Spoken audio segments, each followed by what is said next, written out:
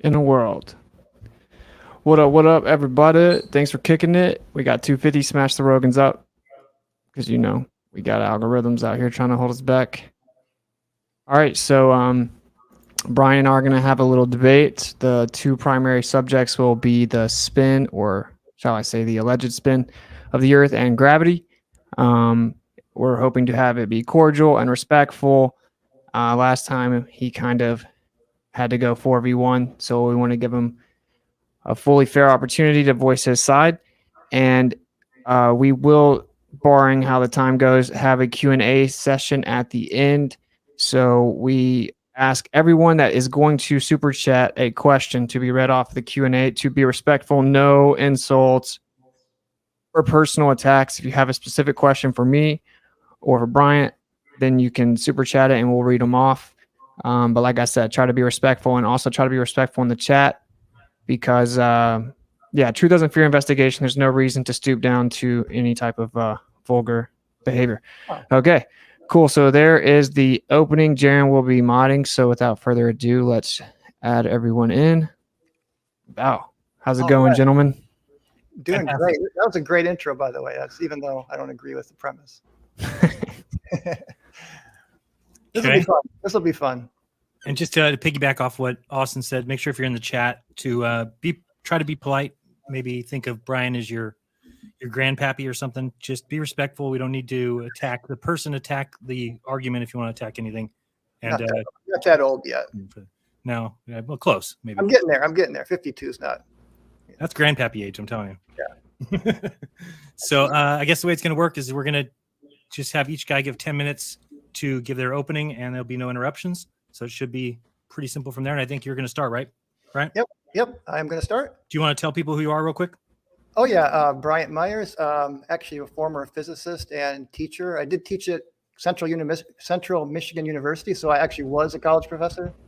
I've been really into energy medicine, pulsed electromagnetic field therapy. I have a best-selling book on that topic on Amazon.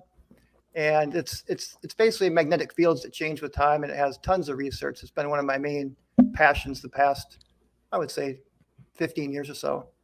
But I'm a passionate. I love science. I read science for fun. So I had a lot of friends that got into the flat Earth movement, and I did look into it and the claims, and obviously my side. I mean, I feel the evidence is overwhelmingly on the globe side, but that's just my position as a physicist. And I'm hoping to, in these two departments of gravity and spin, present that evidence.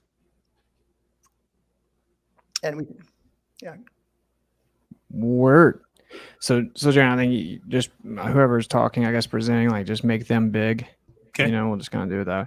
Okay. And did you say there's a sound problem, or is everybody on the same level? Someone complained about the levels of the mic, but I don't know. A bunch of people were saying it sounds fine. So, there's always the one person that does that. So yeah, we love that. I think we're good. Sounds pretty equal to me. Oh, it just says Brian needs to get closer to his mic. So I remember last time you said that you thought you were a little quiet. I think he sounds fine right now. We say something. He's joking around. That was mute. He was muted. Oh, you're muted. I think you. Oh, can you hear me now? Yes, now we can. Yeah. Okay. I'll turn you up a little bit just because I think you're going to be quiet. But anyway, go ahead. Yeah, it's just I got to get used to these mics and keeping I like to just kind of go free for all. But just tell me when we're going to start. And good. I got you a little higher on your mic, so you should be all right. Okay. Ready to begin? Well, all right. Well, great. So we're going to start with gravity. Now, I just wanted to begin with a quote by Albert Einstein. No one must think that Newton's great creation can be overthrown in any real sense of this theory of relativity or by any other theory. His clear and wide ideas will forever retain their significance as the foundation on which our modern conceptions of physics have been built. So that's Albert Einstein. And I just want to, before I get into my my presentation on some of the evidence that I have for gravity, I just kind of wanted to lay down University of Berkeley is kind of this idea of a scientific law, because it does seem there's a lot of confusion on what a law means in science. And in everyday language, a law is a rule that must be abided by or something that can be relied upon to occur in a particular situation. Now, scientific laws, on the other hand, are less rigid. They may have exceptions, and like other scientific knowledge, may be modified or rejected based on new evidence and perspectives. In science, the term law usually refers to a generalization about data and is a compact way of describing what we'd expect to happen in a particular situation. Okay, so Newton's universal law of gravity, let's just start here on Earth. Things like bridges, roof systems, stadiums, aircraft hangars, bridges, auditoriums, building structure, bike frames, ladders, scaffolding, pliers, scissors, automobile suspensions, just equipment, planes, trains, automobiles, just the structure of the world around us is based on Newton's laws of gravity and Newton's, 3 laws of motion. So I just wanted a little show and tell here. At Georgia Tech, I was electrical engineer, and I had to take these classes called statics and dynamics. And this book right here is 1,400 pages of just using basically Newton's laws, no electrostatics, pretty much just all Newton's laws of motion and Newton's laws of gravity. So the world around us is living testament that Newton's laws work. And this is what a scientific law is all about. It's about things that work. It's not about trying to explain why they work or necessarily the deeper meanings behind them. That's the job of a theory, and those also can be modified. So I had a little fun last night. One of the beautiful things that I like about Newton's laws is they're so simple. And again, you don't have to really follow along. It's actually not that hard to follow along. So, Newton's law of universal gravity is G m1 m2 over r squared. And here I have me and m. So that's the mass of the Earth and a small m, which you'll see in a minute why I'm doing it this way. And now we can rearrange this kind of in a clever way that F equals ma, as a lot of people know from school, right? We all heard that equation. So if you regroup the first equation up here, and you see that you get your little m out, the rest of it is a. Oh, I'm sorry, over here. So this basically, you can now then say, okay, that's the acceleration due to gravity. Just very simple. So this g here, this little g is our well-known 9.8 meters per second squared. And to complete this whole process, all we need to know is big G and the mass of the Earth. And this is where the Cavendish experiment comes in, and Cavendish-like experiments. And it's just kind of worth noting down here that the acceleration is also, you can say it as F over m. So if you have a small mass, that's going to have a small force acted on by the Earth, and it's going to accelerate the same as a big force with a big mass, because the acceleration due to gravity, or the force, is more on a bigger object or a more massive object, but the inertia is also more by the same exact amount. This is why all things fall at 9.8 meters per second squared. So it's really cool. And we can even take these laws, and this is where the universal motion comes in, and we can derive Kepler's laws. I mean, I won't get into all of them because I don't have time, but Kepler's laws basically said there's 3 laws. The first is the ellipses, the second is equal areas and equal times, but the third law, he didn't know what this proportionality constant was. So we can actually just use Newton's laws, and then we just know that the centrifugal force is going to balance the gravitational force, and we can get an exact number for that constant proportionality, and all the planets follow a straight line. So again, we don't have time to get into it, but it's really nice that this law of gravity here on Earth extends to our solar system. One of the first scientific ideas that got extended beyond just the Earth. So let's look at just Cavendish real quick here. We don't have a whole lot of time to go through it, but the Cavendish experiment here, let's just look at the experiment. Basically, there's 2 large masses that are fixed, and you will have 2 swinging smaller masses on a swinging torsion scale. As the smaller masses are attracted to the larger ones, they twist the wire, and that twist, along with the oscillation times, allows us to calculate G, the gravitational constant. Once we have G, the gravitational constant, we can then determine the mass of the Earth, and based on some of the equations that you just saw. So now I just kind of want to go through, and by the way, it's not just Cavendish. There's other. Oh, can we share my screen now? Mm-hmm. Yeah, thank you. Can you share my screen? I don't know. I only have a remove. There you go. Thank you. Oh, there you go. Yep. So anyway, besides Cavendish, there were other measurements of G, totally different ways, and they're getting the same number. This is kind of a key theme here, is that we can calculate the gravitational constant in many different ways. And now, but I want to just look at a few modern day Cavendish experiments here, because these are the ones that are just so very accurate. And I know some of the rebuttals of some of the flat Earth enthusiasts will say, but you got to understand these tests take everything into account. The exact, the balls are perfectly homogeneous. The dampers, they put coatings to eliminate the electrostatic effect.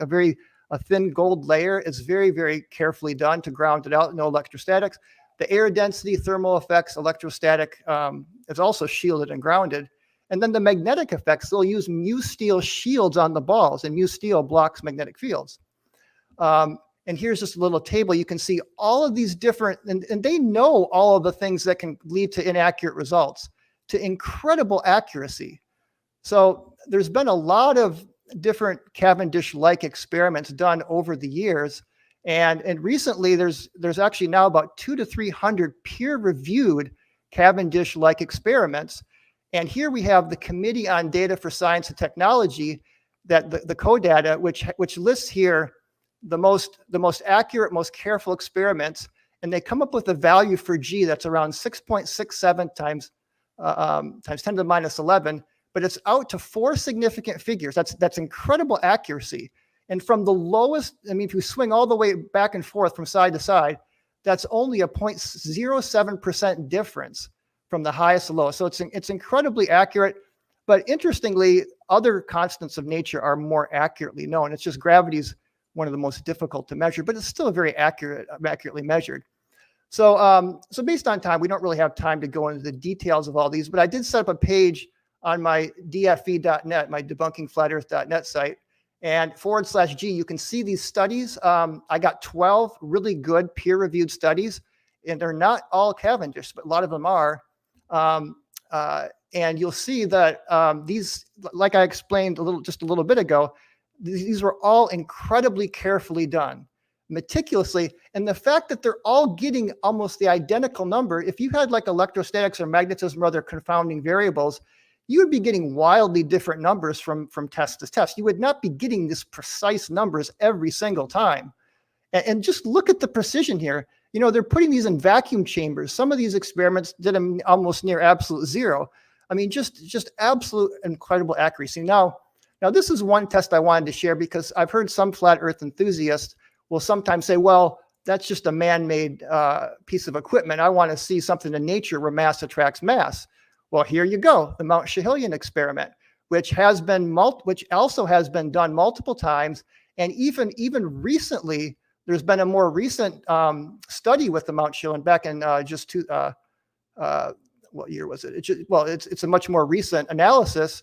And again, this particular study that was done more recently came up with a density of the Earth that was very, very accurate. And Mount Schehillian is just very symmetric, so it makes it very easy. So anyway, we're just kind of running out of time here, but you can just check out my link, and I have a lot of good other things you can see. And don't really have. Oh, this is from Statics and Dynamics. These are the kind of free body diagrams that you need to know. And in science, like bridges, this can be life or death if you do not construct these bridges properly. And by the way, it's not just G, it's actually mg, and it's you can't just use G alone to build these things with statics and dynamics. And so we're out of time, but I didn't have time to get into Einstein's gravity, but I think we can talk about that later. Okay. And Austin, you gonna go? You're not sharing your screen, right? Okay. Well, I do want to let me just share the screen real fast. I want to play like a couple seconds of this video. All right. So, yeah, when you start it, I'll just play this video. Hopefully they can hear it. I don't know. I will now show you a short video of former MIT physics professor Walter Lewin. Oh, wait. No. Mike is going. Quite clearly. So what holds our world together? Well, on the nuclear scale, 10 to the minus 12 centimeters, very important are the nuclear forces. On an atomic scale, up to thousands of kilometers, it's really electric forces that hold our world together. But on a much larger scale, planets and stars and the galaxy, it is gravity that holds our world together. Yeah. And now you may say, that's very inconsistent with what you just told us. Because didn't you tell us that D cancels? If you compare... All right, anyway, that's enough. All right, so there you go, explaining up to 1,000 kilometers, everything you observe on the Earth is electric, everything that you observe on the Earth. It's 10 to the 26th, some argue 39th power stronger than gravity even claims to be. As for this law, talking point, downward acceleration is an effect. So not everything goes down. Sometimes things go up, but there's a downward bias on the Earth. I actually agree with that. 9.8 meters per second squared is agreed upon average. It doesn't happen every time. Objectively, it doesn't happen every time. It changes. It's just an agreed upon average. It fluctuates. But we use that convention so that we can build things like bridges, etc. You can replace little g with the letter A, acceleration. You don't need it. You don't need the cause, claim, effect. Talking about Kepler's law, that's planetary movement of bodies. This is a whole different conversation than what we utilize on the Earth for everyday use cases of downward acceleration. It has nothing to do with planetary movement or this idea that there's bending and warping of space-time. In fact, Newtonian physics isn't even used anymore. It doesn't work. It was debunked. It doesn't work to explain the solar system, much less further than that. So when we talk about what's on the Earth, well, we're talking about, we want to use science. We want to actually prove things. Okay, so when they proposed the globe, they thought, well, the only way the Earth can be a globe is there has to be something called gravity. That's the actual evidence for gravity. So if we want to say we have a dependent variable and naturally occurring observable phenomena, things go down. Things go up and down. So things have direction or different vectors. So what causes something to go down? Well, let's figure it out. Everything that goes down or up, everything that exists in the world is electrostatic. So all molecular and intermolecular attractive forces are electrostatic in nature.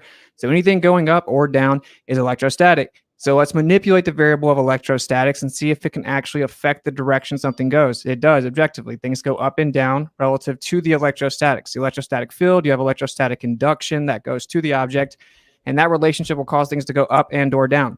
We have all kinds of things that happen in nature that show us this. In fact, bumblebees actually levitate over flowers, and seeing as they accumulate positive charge, which there's actually no such thing as positive and negative charge. You have charge and discharge. It's a convention. There's nothing negative in nature, but that's a different conversation. So it gets positive charge in the air. It floats over the flower that has negative charge, and the pollen will actually levitate up to the bee and stick to it. Okay, so we watch this happen all the time. The clouds, of course, are electrostatic, and then based on the charges in the clouds, that's when eventually the water will come down. Right. So based on density and buoyancy alone, or based on gravity alone, there's no reason for those clouds to be up there sitting the way that they do. Now they just claim that it's basically counteracted. So whenever you talk about the Cavendish and you said that they control the variable of electrostatics, you said no electrostatics. That's not true. There's no such thing as no electrostatics. The gold that they use is electrostatic. Right. So we have things that are called dielectric materials because they have small amounts of magnetic permeability, right? They have high levels of dielectric permittivity. They maintain their charge very effectively, but that doesn't mean that there's nothing there. Just like there's no such thing as anything being neutral. If something's neutral, it doesn't have a net charge, but it still has a charge, including all these quote unquote nuclear forces and the neutron. They have elementary charges, and everything that exists has a charge. So there is nothing in the world, nothing that doesn't have electrostatics. In fact, whenever Cavendish first did his experiment, he didn't even account for electrostatics. I know people personally that have done it, and they know that electrostatics will indeed make the balls move around. It's the primary thing you have to worry about because of the fact that you have attraction and repulsion with electrostatics. You can never eliminate it. And so then, well, what are we observing? You said that it's always the same. It's not always the same. It varies. It's such a small change, though, that you get a decent little window and you can say, oh, look, it's pretty accurate. It's never exactly accurate. And then whenever it's not, people just assume it's user error because even the slightest bit of energy or motion transferred to the Cavendish mechanism will actually affect what you see.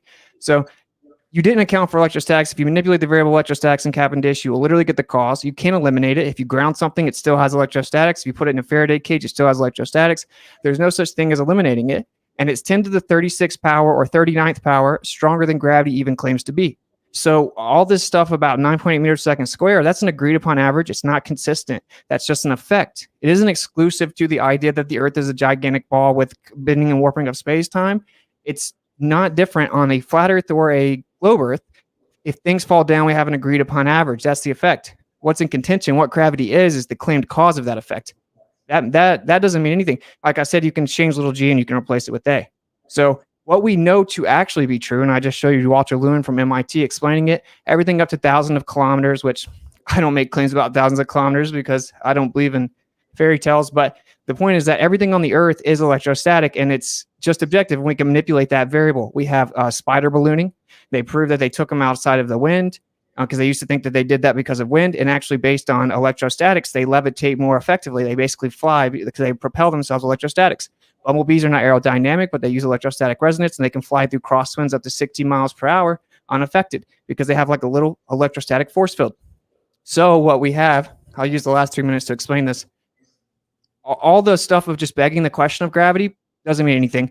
Conflating the cause and effect of downward acceleration to being the cause, which is claimed to be gravity, doesn't mean anything.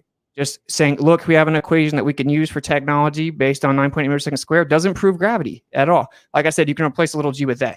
So what we actually see is that we have atmospheric electricity on the Earth. So we have an increase, equipotential increase. It goes up 100 volts per meter. Okay. So there's positive charge, potential charge increasing up from the surface, 100 volts per meter. Now, the only way that that can be replicated or accomplished in any way, in any actual demonstration in the world, is you have to have two Gaussian surfaces. You have to have a surface above and a surface below to get that equipotential increase. It's the only way. There's no other way that can be demonstrated. Well, we have that on the Earth. We have equipotential increase, which means there has to be a surface above us acting as a second Gaussian surface, and that's what gives you this downward flow of electricity on the Earth. So that's what gives you the downward bias. So when something fluctuates between 9.8 meters per second squared and 9.73, well, okay, because electrostatics is super weak. So the change in electrostatics would never be drastic. It's an agreed upon average. Not all things go down. Sometimes things go up. So we can actually manipulate that variable. We can prove it's there. All matter has it. It's tangible. We can actually manipulate it in an experiment and prove that it causes things to go up or down. So what we have from the beginning is scientific evidence that has demonstrated objectively that electrostatics is always present and it causes things to go up and down. And we have an electrostatic field in the Earth with equipotential increase, and there's a downward flow. You can, in fact, run something called a corona motor, electrostatic motor, with this current. Okay, so we have downward flow pushing down to the surface of the Earth where we have negative surface charge. Again, this is how bumblebees operate. So if we're going to make an additional claim, because like I said, not to be too reiterative, but 9.8 meters per second squared doesn't prove anything. That's just an effect. That's the agreed upon average of downward acceleration. That changes a little bit, but it's just an effect. So we want to find out the cause. The question is, does gravity exist, and is it the cause of the effect? That's the actual point, right? Well, when you say you try to control for the variable of electrostatics and stuff like that, you can never eliminate it. It's always there. It's 10 to the 36 power stronger than gravity claims to be. How could you find a force much smaller than that if you can't actually get rid of that force when you know it's stronger? Okay, and we can scientifically prove it. We cannot scientifically prove the bending and warping of space-time. No one's ever manipulated space-time. They just manipulate mass, reify it, beg the question, assume that it's true. So one of them is scientifically valid and can be proven, and then one of them just has to be true if the Earth is a ball and has never been proven. So in summary, like I said, people often conflate big G and little g. They just invoke 9.8 meters per second squared saying that it proves gravity, but it does not. And Newtonian physics is not what the globe Earth model uses anymore because it doesn't work. And the reason that they didn't just acknowledge the natural intrinsic electrostatic nature of all things, and that's why things go up and down, is because it's way too weak to cause gigantic planetary bodies to move around each other in a vacuum at vast distances. And that is the only reason that something else was come up with. And there's no empirical scientific evidence for it, but there is for electrostatics. It can be manipulated as the IV, and you can prove it. There you go. Okay. Now 5 minutes. Yeah. You're gonna go first, Brian. Yeah, I'm gonna go first. Just to 5 minutes. 5 minutes. Yep. Good. Okay. Well, we only have 5 minutes, so I'm just going to go through, for my understanding, I mean, this is just my time, but that it's density and buoyancy, or electrostatic, incoherent electrostatic acceleration, and density and buoyancy takes care of the rest. So the density and buoyancy are still there. So let's first look at the problems with density and buoyancy. So the problem number one is things that are more dense and less dense fall at the same rate. And I actually did an experiment with a lead ball and a cue ball. The lead ball was 7 times more dense than the cue ball. And I got up on my ladder and I repeated, and I'll videotape it if anybody wants to see it. And I dropped it again and again and again. They both fell at exactly the same time, every single time. And again, you hold both in your hands, and the lead, but you can tell it's like 7 times more dense. Second problem with density: things should fall faster further up as air resistant is as the air is less dense as you go up in altitude. But we know the downward acceleration slightly decreases with altitude because, again, little g, we got the formula for it right here. It's a very simple formula. We can actually calculate very accurately the gravitational acceleration at any distance above the Earth's surface. And the only thing that we have to account for is the centrifugal force, which does vary that from the equator to the poles. But once you take into account the centrifugal force, everything is very smooth. The gravity is very constant across the surface, and it drops off by 1 over r squared, big R. That's the radius of the Earth. So you got to be a radius of the Earth distance away before you get a 1/4 drop off. Now, density is a scalar with no direction. Gravity is a vector. So we know, but I know you guys use your incoherent acceleration to try to give the vector there. Here's another thing: density towers break down in microgravity. If you've ever seen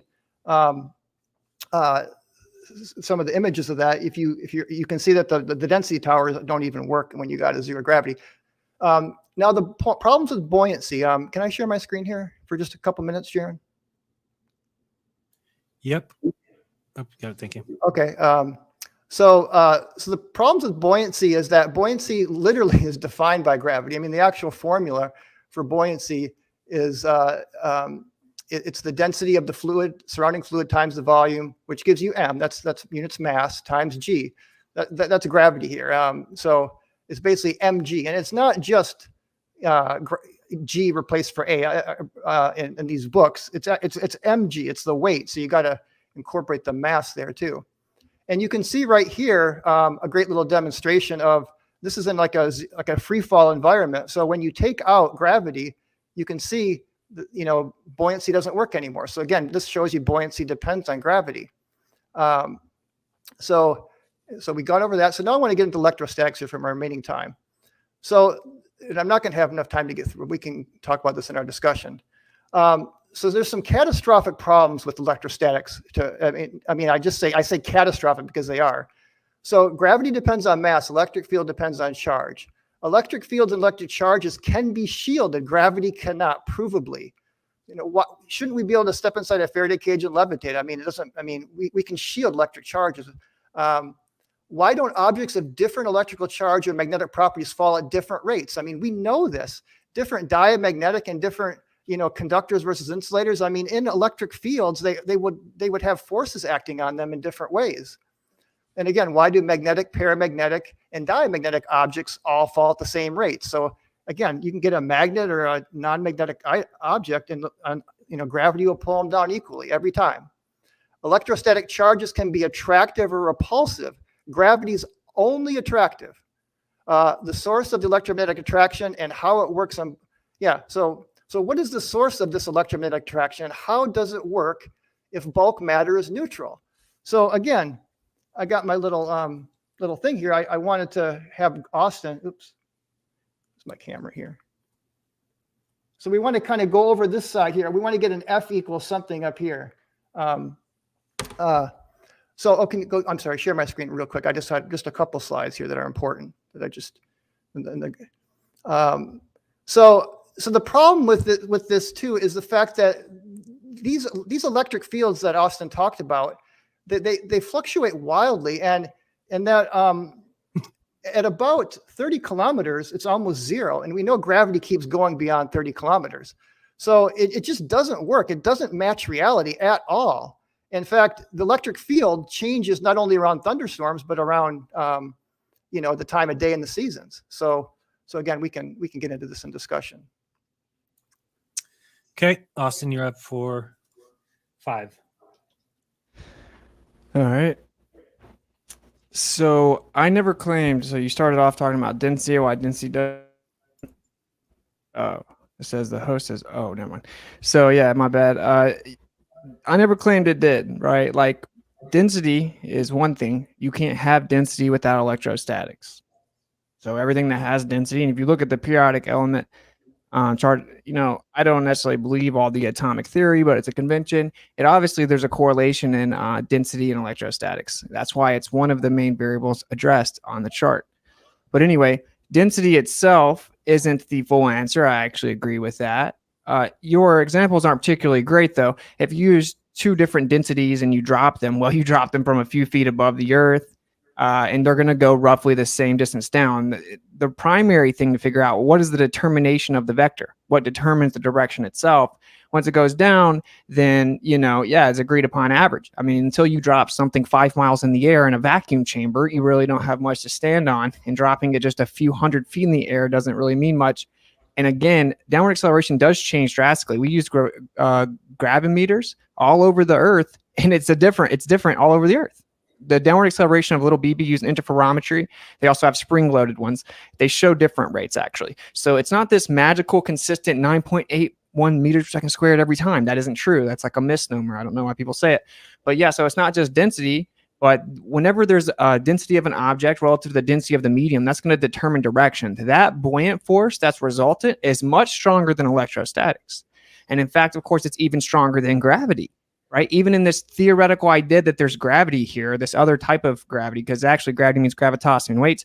Anyway, the buoyant force is stronger. It goes up and down, just like the elastic velocity, the kinetic energy of gas. It's stronger than electrostatics. What it does is it sets the bias. So even if we have slight fluctuation in thunderstorms or lightning or whatever, it's very weak. It's very weak. Like when you use a Van de Graaff generator and you make like a little paint chip float or a piece of paper, you can use iron, you can use all kinds of stuff. That's like, those little chips are equivalent to like Mount Everest, right? So the point is that it's very, very, very, very weak. It just sets the up and down. That's why you wouldn't see much of a change in downward acceleration, because it would have to be such a drastic manipulation and variance to get any type of difference. But that's not the question. The question is like, what actually causes it to go up and down? And there is no problem with electrostatics other than it's not strong enough to make the Earth spin around. And you said something about at a certain height, right? Like, so you're talking about like at a certain height it drops off. I don't believe any fairy tales above 50, 60 miles or anything like that. But all of it has electrostatics. Even in the globe paradigm, they claim there's something called the ionosphere. And that it starts right at around 40 miles. They say 40 to 50 miles to like 400 miles, which we don't believe stories past 60, 70 miles at all. But the main thing with that is, that was the first time ever that was claimed. Maxwell actually changed his equations, right, to say that you could have electrostatics without matter, because you can't. You can't have electrostatic conduction or electrostatics without matter. And they made up the ionosphere to basically save the globe. But the primary point here is we have equipotential increase from the surface up, and that creates a downward flow. And the only way to have that is to have 2 Gaussian surfaces. So what we know we have on the Earth has to be there because of 2 Gaussian surfaces, and that is 10 to the 36 power stronger than gravity claims to be. So I don't know why it's so hard for people to accept it, but it just is what it is. And this is why it's not discovered on the quantum scale at all. There's no evidence for gravity on the quantum scale at all. It doesn't work. It's incompatible. The relativity doesn't work at all on the quantum scale. But we know that there's electrostatics there. It's everywhere. And a Faraday cage does not block electrostatics. Sure, it can stop like electromagnetism. It doesn't stop electrostatics. The cage itself is electrostatics. The air inside of it's electrostatics. Whatever objects are in there are still electrostatic. There's still electrostatic induction. And no matter how much you try to neutralize it, like on the very smallest scale, right, which you can't remove it, because if you removed it, you wouldn't have the matter in the first place. On the very smallest scale, it's 10 to the 36 power stronger than gravity claims to be. And Cavendish is super inconsistent, of course, but it doesn't even matter. So the primary point here is we need actual empirical evidence that you're isolating something outside of it, and you're not, and it isn't completely constant. So it's somewhat reiterative to my first 10 minutes, but it's the same point. I'm not claiming that it's density alone. Buoyant force is much stronger than electrostatics, but it's what sets the up and down. It's measurable, it's testable, it's provable. All matter that exists is electrostatic. Not one piece of matter can be invoked that isn't electrostatic. And so that's all there is to it. There's there's not really even a debate to be had, because until we have like other empirical evidence to substantiate the idea of the bending and warping of space-time, which is considered to be incomplete at best, right? And there's really not much to discuss other than we need it. So yeah, there you go. And yeah, just because things change during thunderstorms or whatever, it doesn't matter because its electrostatics is super weak. So there you go. Very good. Very good.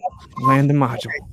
Okay, is that okay? So now we just opened up just a discussion. So, so basically, Austin, like what? So I have an equation that can make excellent predictions. So what do you have for predicting all these things? Because I'm telling you, the electric field of Earth, and I have a book here on the Earth's atmospheric electricity at about 31. This is about 50 kilometers or 31 miles.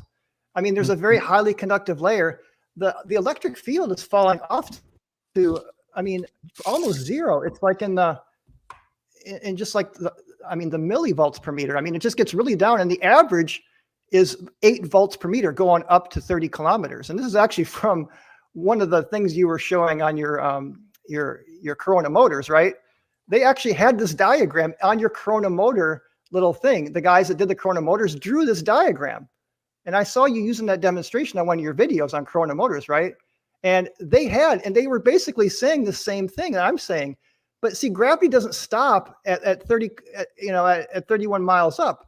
Gravity keeps going out. I mean, so this just doesn't work. I mean, and with lightning storms, it's even worse because you say it's a incoherent, incoherent dielectric acceleration. Mm-hmm. That you says that gives you the bias of the downward acceleration, but during a thunderstorm, it reverses direction and increases 100-fold. How does that work? It doesn't. Okay. It doesn't reverse the entire Earth's electric field. That never happens. Wait, 7 million lightning strikes a day?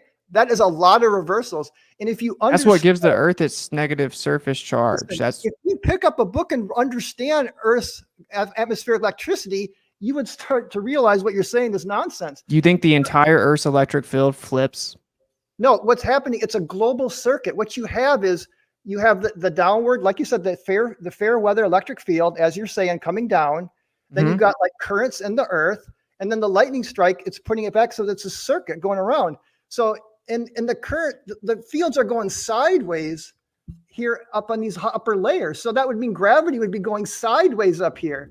It's always down, Austin, always down. It's always down because there's an equipotential increase of positive potential. Why don't we start levitating around a lightning storm? Okay, because that's just a very temporal discharge, and the density of whatever it is that's on the ground has a buoyant force that, again, is much stronger than electrostatics. So that's what sets the up and down, but your density, the buoyant force that comes from your density, is much stronger. And again, the entire electric field of the Earth never flips. It never happens. No, I didn't say that's the entire field. I said there's around 7 million lightning strikes a day. So that's a lot of reversals of polarity. And the point is gravity is always a very, very smooth. I mean, again, you said it varies a lot. It does vary. I agree. But it doesn't vary by more than 9.77 to 9.83 at the surface. That's not even entirely true. It doesn't matter. I got a source for that. Actually, it is true. There's gravitational anomalies. There's like 7 different types of gravitational anomalies.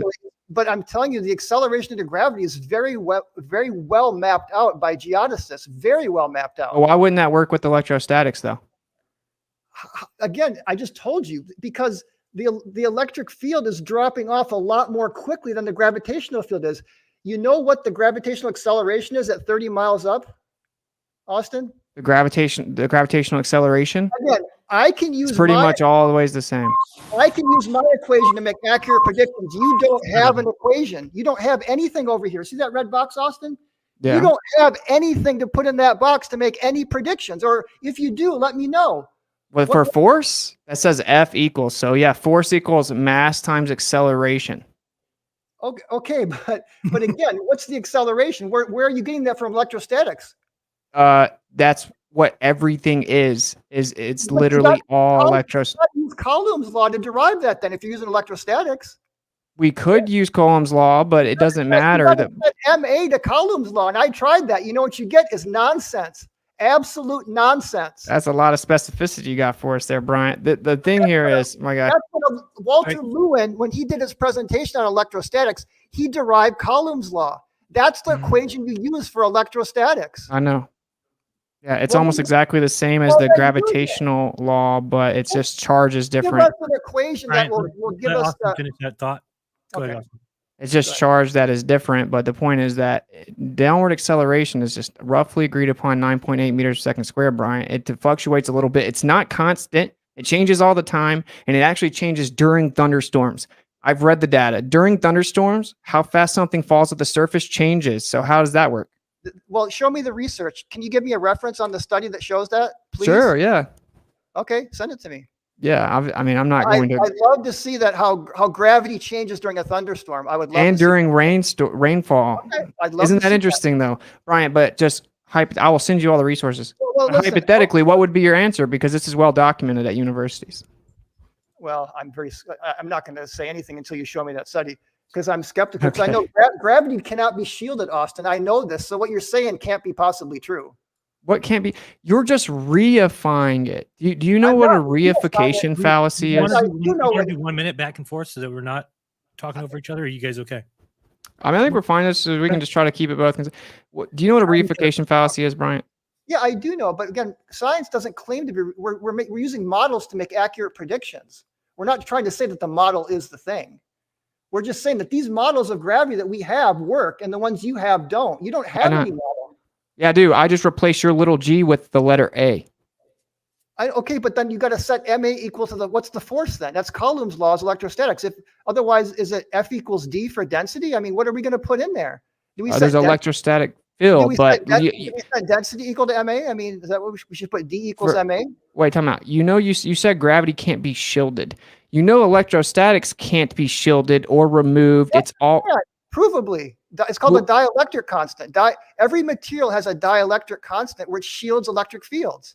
you can't shield an electrostatic Yes, field. you can. Your You body objectively cannot. Yes, you can't. Your body has a dielectric of 50, Austin. Your body actually shields electric fields up to 50-fold.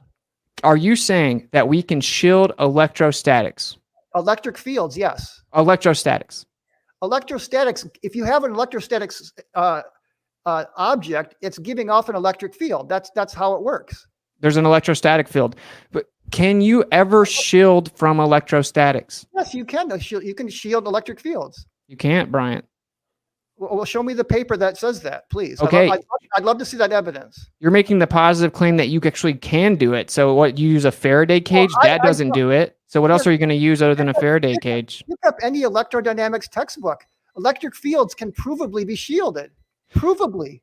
You cannot eliminate the variable of electrostatics, and you can't block them. Faraday cages stop electromagnetic transfer, not electrostatics. So this is the point, man. You don't have evidence for your claim. I can tangibly manipulate my claim. That's the difference. I gave you evidence. I gave you. There's 12 peer-reviewed studies that I gave. I didn't get one peer-reviewed study from you. Yeah, I can give you all kinds of evidence. I'll give you, but listen, here's what I want to know. Why does the acceleration change at the surface if gravity's constant and always there? Why does it change? It changes because of the centrifugal force. It's actually gravity doesn't change. Okay, what changes is you got to subtract the centrifugal acceleration. So the effective net force at the equator is less than the poles by about 5%. Because for two reasons why. Number one, the poles the equator is about 14 miles wider, right, than the equator. And then the equator is 14 miles wider. So you're a little further from the center of the Earth. And you're spinning, so you got to subtract those two things. So it comes out to 0.05, but it's only a difference. 9.77 to 9.83, Austin. That's not a very big difference. But you said it was constant. So the point is that it changes because electrostatics is super weak, Bryant. So the fluctuation in fluctuation in the electrostatics won't change it much because it's super weak, but it does change. And I already told you, I haven't showed you yet, that it changes during rain and thunderstorms and lightning storms, which goes to show you there's a relationship. We can manipulate the variable, make things go up or down way more or fall faster. This proves that it is objectively a variable that's relevant to all of these things. And your gravity explanation can explain clouds, it can't explain anything. It's just an idea to try to claim the Earth's a ball. Yeah. Good. But let's get back to this for a second. So up here at 30 kilometers or 30 miles, you got near zero electric field, okay? But the gravitational acceleration is still 9.71. It didn't fall by very much, but your electric field's almost zero. So how in the world can that account for, again, the 9.8, 9.8, you're right. It's an average across the surface of the Earth, but it only varies from 9.77 to 9.83. But it does go down with altitude, right? So the top of Mount Everest is going to be lower. So again, this equation I gave you. I mean, it's simply, you can calculate the gravitational acceleration at any distance from the surface of the Earth. But because we live on the surface of the Earth, we're almost always dealing with 7.83. But your model has no equation that can tell us what the acceleration is. Do you agree it's a 1 over r squared law? Can you at least acknowledge that maybe it's a 1 over r squared drop off? Well, I need to verify your r there, wouldn't I?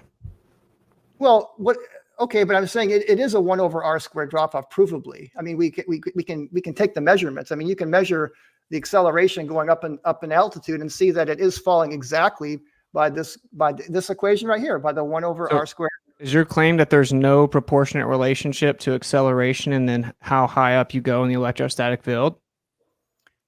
Say that again. I didn't. Are you claiming there's not a proportionate relationship to acceleration and how high you go up in the electrostatic field of the Earth? Well, the electrostatic field of the Earth is, again, it's a very complex thing. Gravity is just straight down towards the center of the Earth. You just keep on reifying it, though, man. I mean, I'm not reifying it. You don't have any equation, no model, no research to substantiate your claims. We have all the evidence ever because we know we have the atmospheric electricity. Now, gravity is just assumed to be there. The atmospheric electricity is just using. I mean, it's tapping into the gradient of electricity, but that doesn't prove that things fall 9.8 meters per second squared. What keeps clouds up?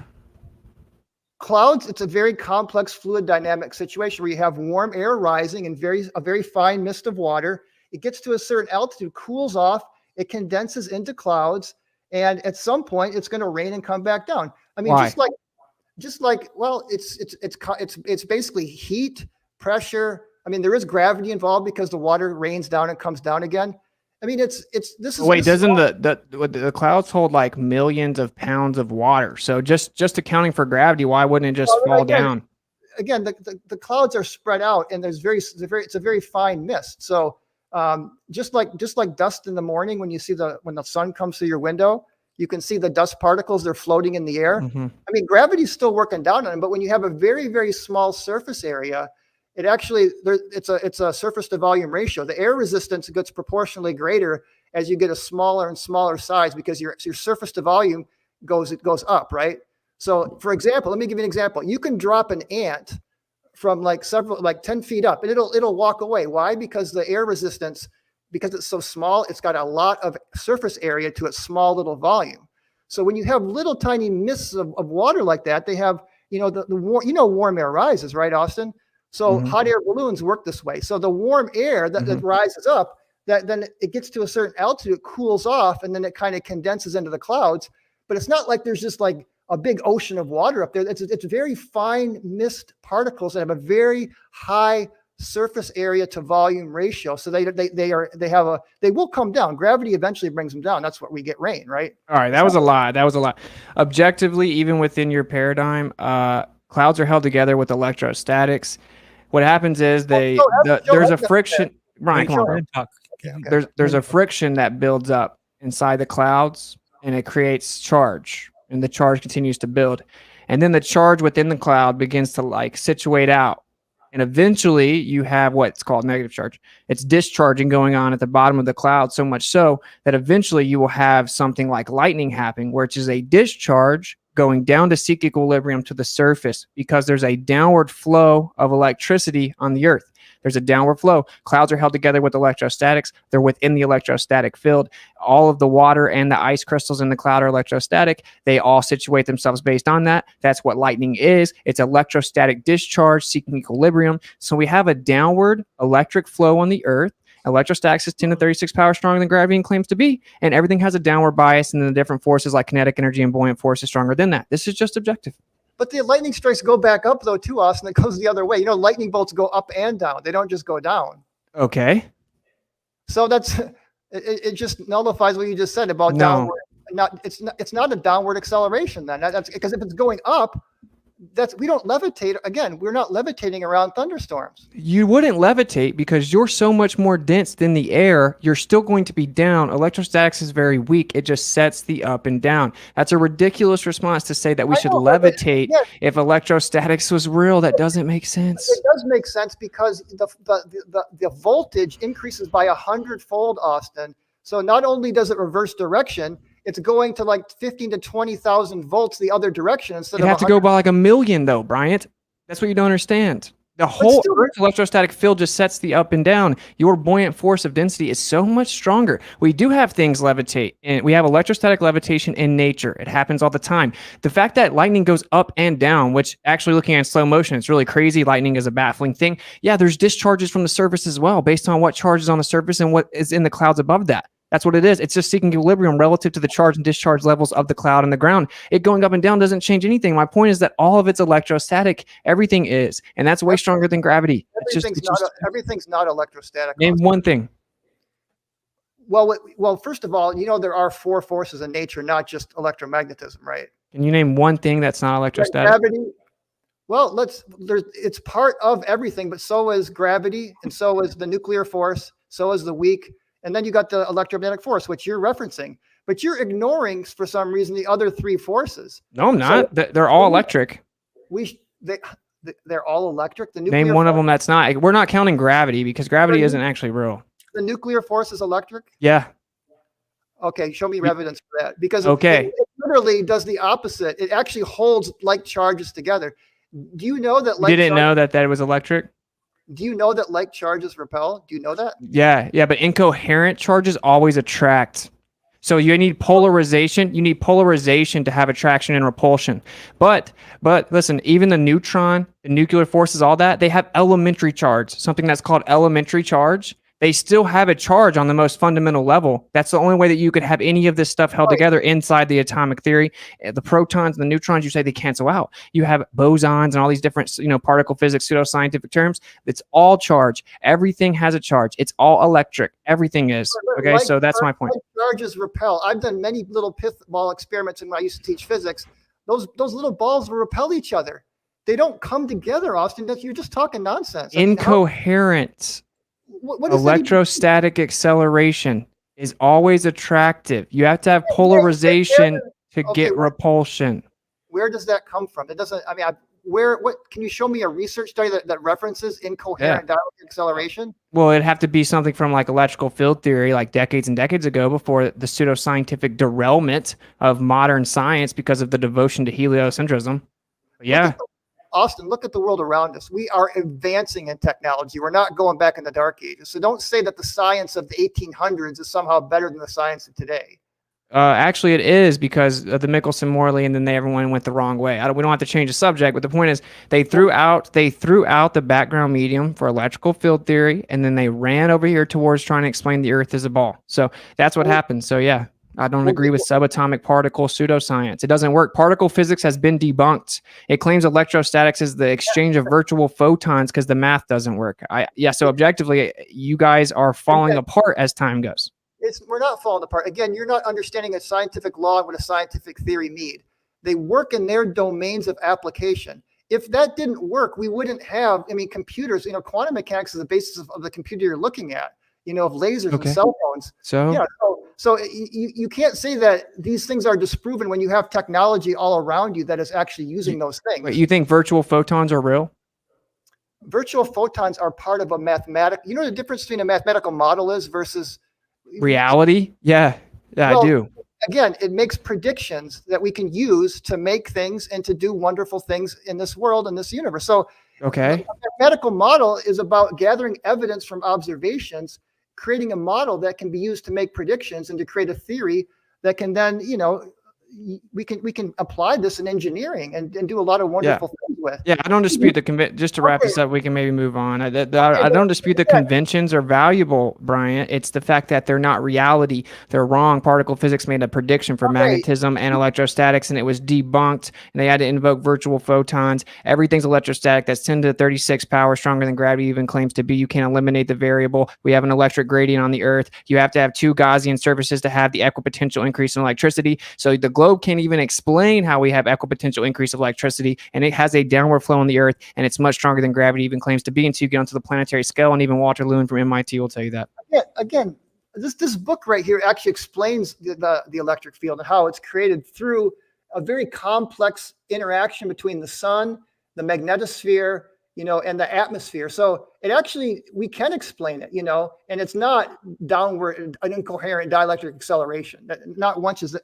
I've never seen that anywhere in any book. And again, if you don't have any studies that can actually verify what you're saying, and if you don't have an equation that can actually make any predictions, which you guys don't, I mean, seriously. I just told you we do. We have the same equation. We just put A there instead of little g. Why do you keep walking past that and saying it anyway? Because that equation uses on the other side of it Newtonian's law of gravity. So where is your, again, you said F equals ma equals what's the force? So ma equals Coulomb's law equals gravitation equals kx for the for springs. There's electrostatic field. Yeah. So every force it's equal to ma. So what are you using? What equation are we going to use to be able to make these predictions? What predictions? Because you basically got to use gravitation. The only way you can is to use a gravitational equation. You got to no.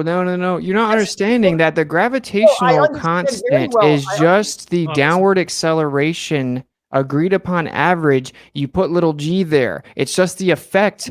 Little g is not gravity. It's downward acceleration. It doesn't prove the cause of downward acceleration. It's non sequitur. That equation is not exclusive to you, nor does it give your point any type of value in this discussion. It actually does, Austin, because little g is only, we only measured empirically at the surface. We can predict with this equation what g will be, 100 miles up in the air. And it's wrong all the time. How show me evidence for that claim, please. Okay, I'll show you the gravitational anomalous chart, and it's starting at the surface all the way up. Here's the problem. Where is your evidence? If you can't make a prediction and to get these numbers that we all can observe and see, we don't see them. They fluctuate greatly. That's not what happens. You've got nothing. You're just saying words. That's all it is words. Objectively, it isn't exactly as predicted by gravity all over the Earth. There's all kinds of anomalies. Again, and if they were to account for the electrostatic field and all the variables based on electrostatic induction, they would get much more accurate readings, but they don't do that. So we may have exhausted it. It's been an hour if you want to move on a spin. Okay, I know, but show me some evidence. I haven't seen any. I'm still waiting, and I've watched a lot of your debates. I haven't seen you provide any solid, tangible evidence for this claim. We can manipulate the independent. We can manipulate the independent variable of electrostatics. So this is how science works, Bryant, right? This is how science works. You have a naturally occurring observable phenomena that you want to figure out. That's how natural science works. You want to study that effect and see, can I figure out what causes this? It's a cause and effect relationship test that you then propose called a hypothesis. So it's like things go up or down, okay? Things have vectors, directionality. We see things go down. That's our naturally occurring observable phenomena. Now we're going to presume the cause is electrostatics. So if I manipulate electrostatics, it will cause things to go up and or down. And we're going to run an experiment to test that. And when we manipulate electrostatics, like in the Van de Graaff generator, things will go up. They will weigh more. They will accelerate faster. You can make things go up and down manipulating electrostatics, and you can replicate that equipotential increase with two Gaussian surfaces like we have on the Earth.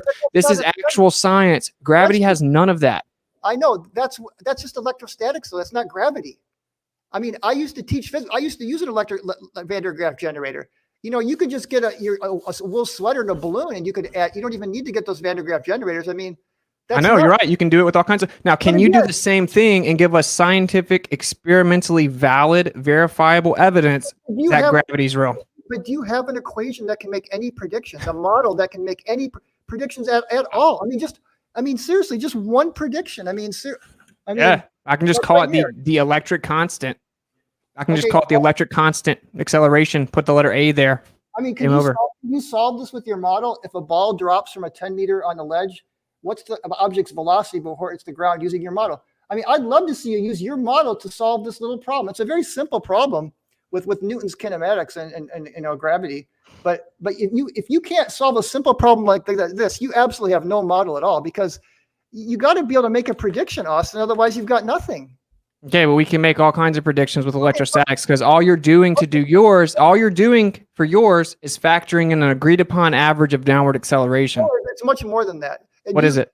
Have you even read a book on statics and dynamics? And do you even know? I've taken these classes in Georgia Tech. Okay. It's much more than just substituting. I mean, G is not the only thing that goes into this. It's actual gravity, is also mass times that. And then you got to deal with torques and all kinds of other things. Yeah. But it's not just G. You can't just say, oh, that's RG, and you're just you're rebranding your gravity into electrostatics. You think that you have exclusive acknowledgement of the conceptual quantification of matter that we call mass, which is resistance to acceleration? You're saying that, but we're actually now can't use the idea of mass because you believe the Earth's a ball? That makes no sense whatsoever. You don't have any type of exclusivity with the idea of mass. It's just a concept, and it has many different definitions. So if I step on a scale, then what's going on? I mean, I know in my Newtonian model what's going on. So if I step on the scale and see 150 pounds or whatever, 100 kilograms. Yeah. What in your model? What does that mean? I mean, it's. Please tell me, what is weight? So we could just say weight equals MA. Okay, but again, weight equals MA is not good enough, because why not? Because again, if you understand physics, force equals MA, you always have some kind of force on the other side of MA. Like I said, electrostatic force is Coulomb's law, gravitational force is Newton's law. The spring, if you're dealing with springs, you got minus kx. All of those, you need some force equation, Austin, or you got nothing. Dude, weight equals mg is what you believe, okay? Little g is 9.8 meters per second squared. That's how you determine weight. That's an agreed upon average of downward acceleration that isn't completely constant. We also get to use that number. Weight is actually specific to many things, including vector, coherency, medium, location. It changes based on location on the Earth. There are all kinds of variables that should be in that equation. It's downward pressure over a certain area. It is objectively electrostatic, and it's in an electrostatic field. I could make something float off the scale with electrostatics, Bryant. Okay, but you got to add, again, you got to add charge to it into a small little thing. I mean, I used to do that too. That's not proving anything. Are you saying there wasn't charge there before I added it? When you stand on a scale, that's mg, so that's mass attracting mass. You do get that, right? When you're on, so in your model, if you are acknowledging mass, then you're basically admitting that mass is attracting mass. No, your model doesn't even claim mass attracts mass anymore. So, but it doesn't matter. Gravity is no longer considered an intrinsic property of matter for over a century. It's the bending and warping of space-time. Did you listen to what I said about what a law is? Yeah, your law is nothing more than an equation describing the effect of downward acceleration. It works. Like I said, the world around you is filled with examples that it works. Yeah, and we can use it too. It's an agreed upon average for the 10th time.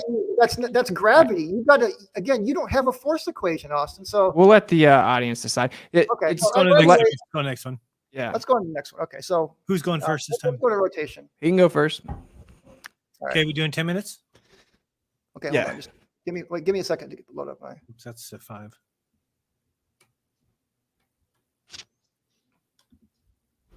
Okay, 10 when you're ready.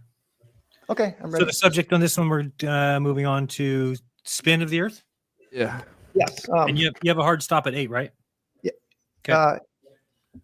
Your time. Yeah, that's right. So, okay, go ahead. We'll make this kind of fast. Okay, so go ahead and start. Yep. I'm sorry, I'm getting some notifications here. Hold on. Okay, can you share my screen? Yes. Share. I don't know, Austin. Why come mine says remove only when I go down there? I don't know how you. I don't know. You should have admin. Yeah, it just says remove is my only option for some reason. All right, we're good. We're fine. Go ahead. Who's? Oh no, Brian wants his up. Yeah, I want mine up. If you can. Oh, my bad. Reset the clock there. I mean, you don't want to use Walter Lewin, bro? I love Walter Lewin. In fact, again, you got to watch his gravity lectures because they're great. Mm-hmm. Seriously, okay, they're really good. Clock start. Okay, so now we're going to talk about the Earth's rotation, and I just want to provide many different ways that we can see that the Earth does rotate. So The first one I want to briefly go over is sunrise and sunsets and lighting.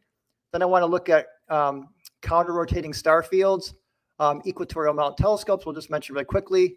The centrifugal force itself is great evidence that the Earth is rotating.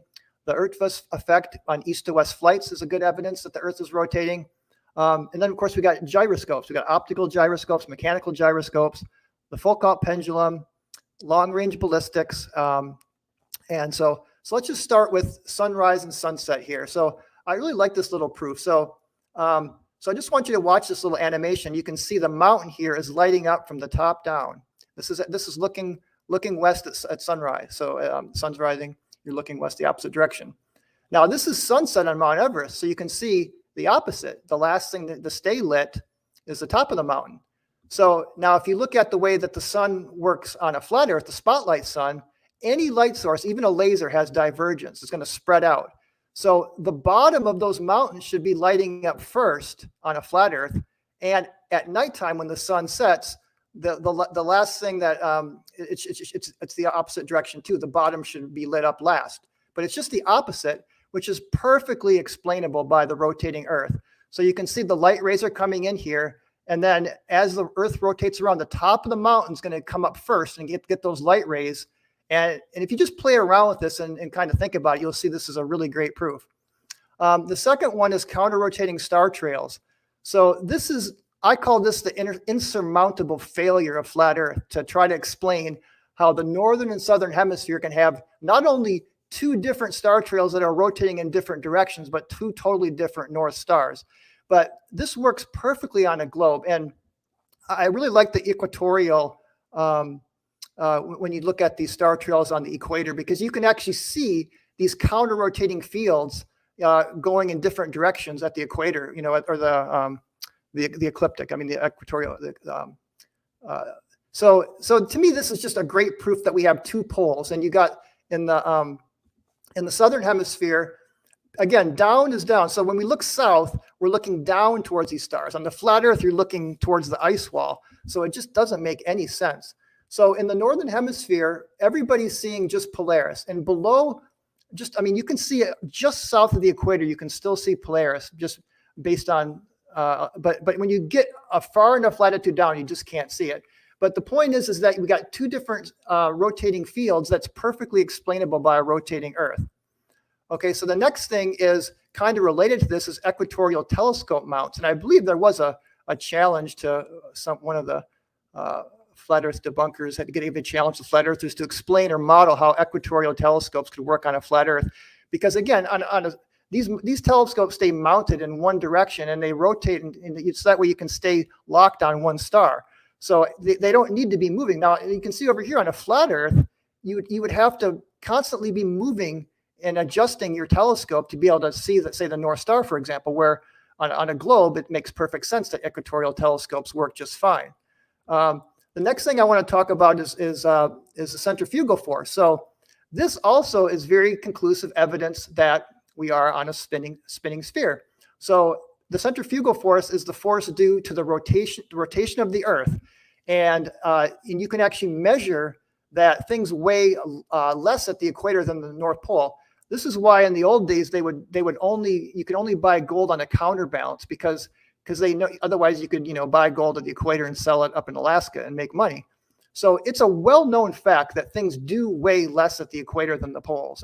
And actually, as you go up in latitude, and again, this doesn't make any sense on a flat Earth why things would weigh less if it's just all flat.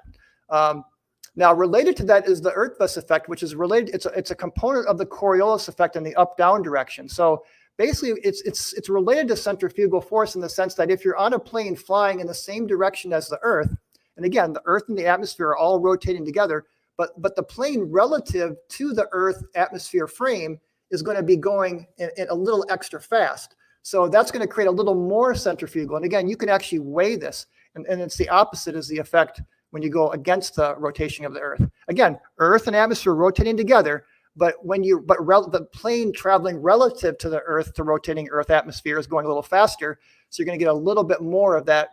It's similar to just extra centrifugal boost there. And you can actually weigh. This is Wolfie 6020, who is a pilot, and he did an experiment where he was flying from east to west, And he did see that things were weighing more than going from west to east. So when you're going with the rotation, you're going faster, you're getting more centrifugal, things will weigh less. Against the rotation, again, really, really great evidence for a spherical spinning Earth. The ring laser gyroscope, I'm getting a little low on time here, so I think a lot of people in the flat Earth community know enough about this, but it's worth mentioning that these are just so incredibly accurate, and they're in the inertial systems of ships, planes, helicopters, the ISS, submarines, missiles, satellites. So incredibly, so I kind of want to talk about some really good studies, some peer-reviewed studies using, again, these are much bigger and even more accurate than small little ring laser gyroscopes. So this is a great study showing the Chandler wobble. So what the Earth actually not only rotates, but it has little wobbles. There's an annual wobble, a Chandler wobble, and they've even recently detected a daily wobble that's so small that we almost know where the spinning axis is to the centimeter. Some of these studies, so these they're basically just really big ring laser gyroscopes that are incredibly accurate. And in this particular study here, they were able to directly measure the rotating Earth and the Chandler wobble, which is named after the guy who discovered it.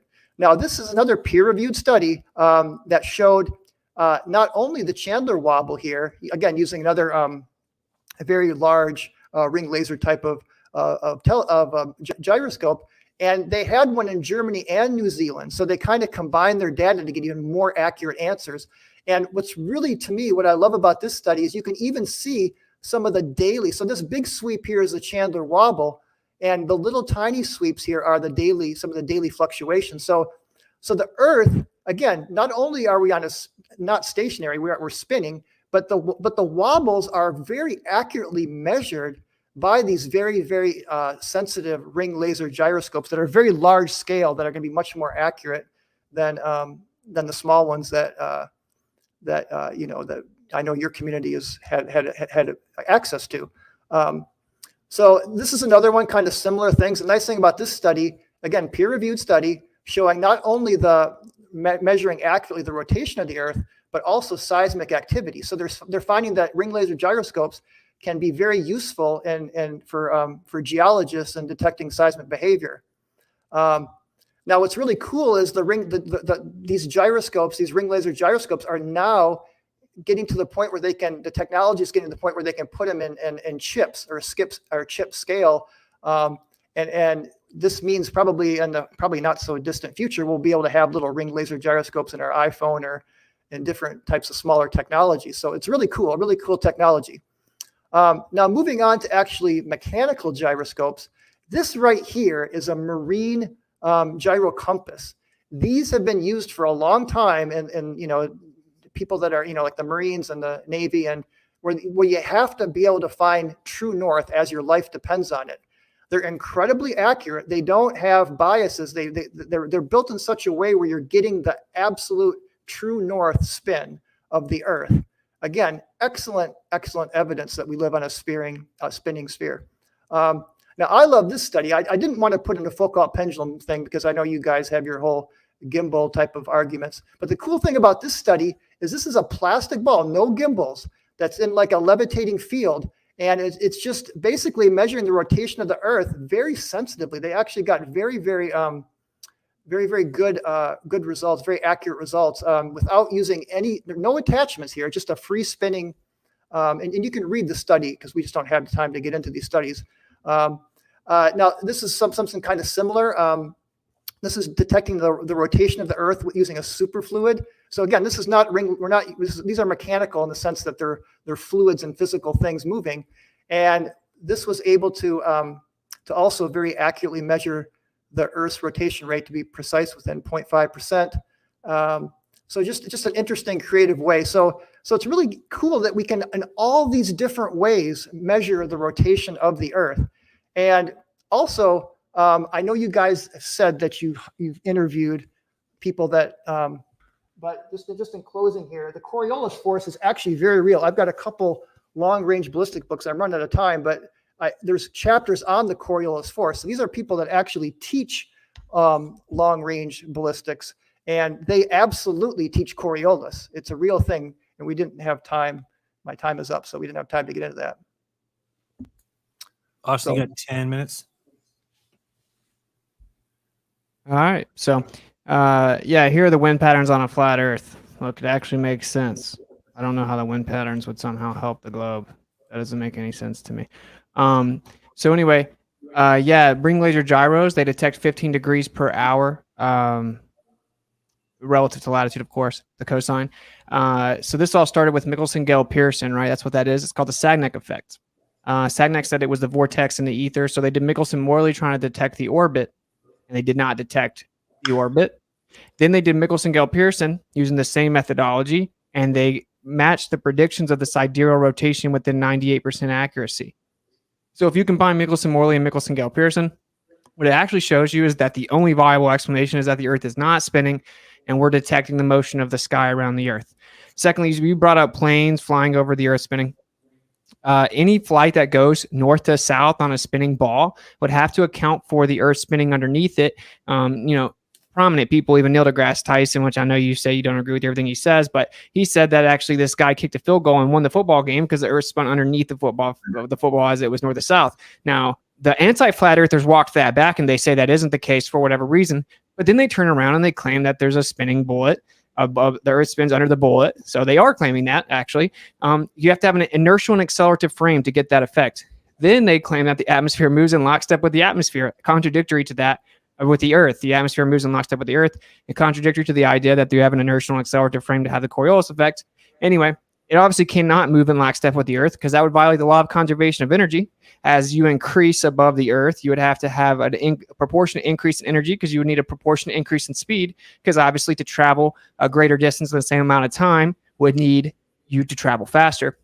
So anyway, that right there is a problem. You'd have to introduce a mechanism to introduce additional energy to make it go faster around the Earth. Secondly, they claim something called super rotation, where the top of the atmosphere actually moves faster than the Earth. You would need another mechanism to introduce energy, or it would violate the law of conservation of energy momentum. Anyway, the plane flies over the Earth, and it does not bank to the left when it's flying from north to south. It doesn't bank over and then accelerate forward to somehow catch up to the Earth spinning underneath it. It just adjusts left and right based on the wind. Now, no autopilot or any manual pilot flights ever have accounted for Coriolis with a consistent update. So they say, oh, well, it's not that much. And the spin of the Earth is accounted for just naturally as you update for the wind. That makes no sense, though. If you're going straight and then the wind moves you over to the right, but the Earth's spinning to the left, as the plane adjusts back to go straight to the point it originally was, it would have to additionally adjust to get to the location that would be catching up with the Earth. So if you flew 5.5 hours without adjusting for Coriolis, you'd be like 3,000 kilometers off of your path. And no globe earther proponent ever addresses this at all. There is no answer. So in addition to that, you claim you didn't want to talk about pendulums, but then you brought up mechanical gyros, which actually don't pick up the spin of the Earth, hilariously enough, and are super inconsistent with the claims that they do. And that doesn't work. It would have to always pick up the spin of the Earth. All mechanical gyros would pick up the spin of the Earth if it was the Earth rotating. But once again, it shows you that the ring laser gyro has an effect detecting some type of motion and actually points to a background medium. But anyway, so Einstein himself said, which I'll actually drop this here on the screen. Einstein himself said that if there was, in a letter he wrote to Ernst Mach in 1913, he said that if the sky was moving around the Earth, then you would have a translation of motion, and then you would have Coriolis and centrifugal effects on a stationary Earth that was central. Because if the sky was moving around the Earth, it would translate the motion. You would have centrifugal and Coriolis effects, and so it would drag the pendulum around. And that doesn't prove one way or the other. And he had to actually incorporate this principle for the Eddington experiment, where they claim they saw the star go around the sun in the eclipse. Now, what only thing I've ever gotten back from that is he didn't say that. Well, yeah, he did. I'll show the letter right here. But anyway, so even according to relativity, that's not an appeal to authority or anything. I'm telling you what relativity says, the person that made it. He says that if the Earth was stationary and the sky was moving around it, you would get centrifugal and Coriolis effects. So even if that was true in your story about pendulums and all this stuff, even though the truth is that mechanical gyros don't detect anything, it would just be detecting that the Earth is stationary and the sky moves around it. So actually all evidence with all the gyros, because the mechanical gyro does not pick up a drift. So and that doesn't prove anything.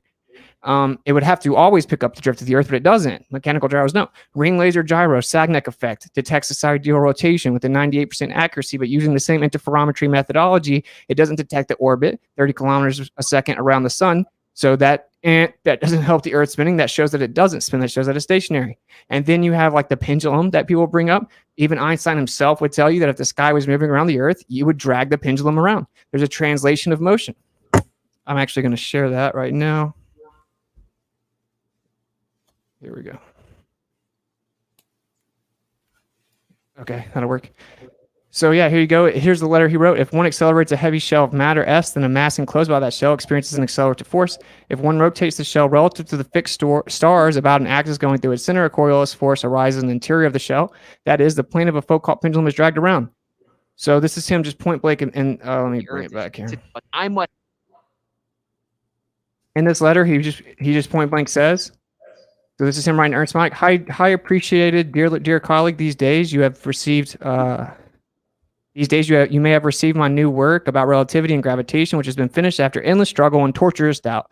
Next year at the solar eclipse, we will see if the light rays of the sun are being curved. In other words, the fundamental underlying assumption of the equivalence of acceleration in the frame of reference on the one hand and gravity field on the other really applies. Your happy investigation on the foundations of mechanics, Planck's unjustified criticism notwithstanding, will receive brilliant confirmation, for it necessarily turns out that inertia originates in a kind of interaction between bodies, quite in the sense of your considerations of Newton's Pell experiment. The first consequent is on page 6 of my paper. So this is him talking about how, like, literally in his paper, he had to incorporate the idea that if the sky was spinning around the Earth, that let me switch back over, that it would actually translate the motion over. So there's no evidence for the Earth spinning whatsoever. And so then the difference in weight distribution doesn't prove anything. For one, again, this actually debunks everything that you said. Within relativity itself, relativistic application says if the sky's moving around the Earth, you get the same effects and that they're identical. So weight distribution also fluctuates. And again, if there is some type of spin over top of a stationary Earth, there'd be a translation of motion. So wherever you are within that vortex field would actually have a direct effect, which is what we observe. And if we actually take our ring laser gyro and we go to a higher altitude, but we maintain latitude, we can get over a degree to degree and a half variance. Now, if the Earth is spinning, causing the gyroscope to detect the Earth's axial rotation, it cannot change at the same latitude. It has to be exactly the same at the same latitude, no matter what altitude or elevation you go. But we actually did this, and when we maintained latitude but went to a higher altitude, it changed. What that shows is you're actually detecting the motion of something above the Earth, not the Earth itself. So all the evidence that you invoked actually shows that the Earth is stationary. Of course, that's why you have to assume it's stationary to fly planes, assume it's stationary to fly helicopters or shoot ballistic missiles. Everything that we do assumes that the Earth is stationary. You brought up the equatorial mount. The equatorial mount tracks the motion of the stars in the sky, and effectively then it just points at the ground, assuming that it's going to come back around a ball. So just assuming how to interpret the equatorial mount doesn't mean anything. And I can't believe I always hear people saying that. Blows my mind. So what I want to do for the final 2 minutes is I'm going to read some of this stuff. This is the truth of the matter, the bigger picture. The idea that the Earth is spinning and revolving around the sun is a philosophical determination. Like I just now showed you Einstein saying, oh, we can't actually prove it. It would be the same either way. If the sky is moving, then it would have a translation of motion. Einstein also said, I've come to the conclusion there's no optical experiment that could ever show the motion of the Earth. He was talking about in context of Michelson-Morley and using interferometry. He goes on later to say there's no terrestrial experiment that could ever prove the motion of the Earth. These are two different quotes. Actually, that quote is cited by Stephen Hawking in 2007 saying, I've come to the conclusion, of course, agreeing with him. There is nothing you can do on the Earth to prove that the Earth is spinning. Yet we have people running around defending the globe in 2022 claiming that it's been proven with all the stuff on the Earth since 1851. So here's Edwin Hubble giving you a little taste of it. He said, this is a philosophy. Such a condition, he's talking about the Earth being in the center, such a condition would imply that we would occupy a unique position in the universe, analogous in a sense to the ancient conception of a central Earth. This hypothesis cannot be disproved, but it is unwelcome. It would only be accepted as a last resort in order to save the phenomena. Therefore, we disregard this possibility. The unwelcome position of a favored location must be avoided at all costs. Such a favored position is intolerable. Therefore, in order to restore homogeneity and to escape the horror of a unique position, we must compensate for spatial curvature. There seems to be no other escape. So in conclusion, the truth is that all of the top tier astronomers, astrophysicists that brought us the current globe Earth model, although it's actually in shambles, they tell you it's a philosophical decision of the Copernican principle because they want to believe the Earth can't be in a special, unique position. And so you can't prove that the Earth is spinning because if the sky was moving around the Earth, we get all these same effects. But they want to believe that it is, in fact, not stationary because it would mean that it's special. So it's philosophy, also a religion, known as religion. Okay, 5 minutes. Yep. Whenever you're ready, go ahead. Okay. You see, I'll let you know I need to share my screen. So sure. I just want to say something about Michelson-Morley and Michelson-Gale. Hold on.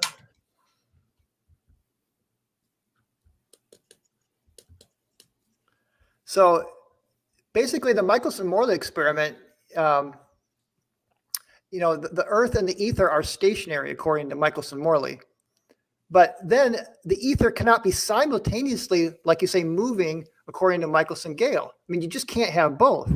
In fact, I read a book that went through all these ether studies, and there's like 3 different types that were talked about. Ether drag, which is where the ether is going with the Earth.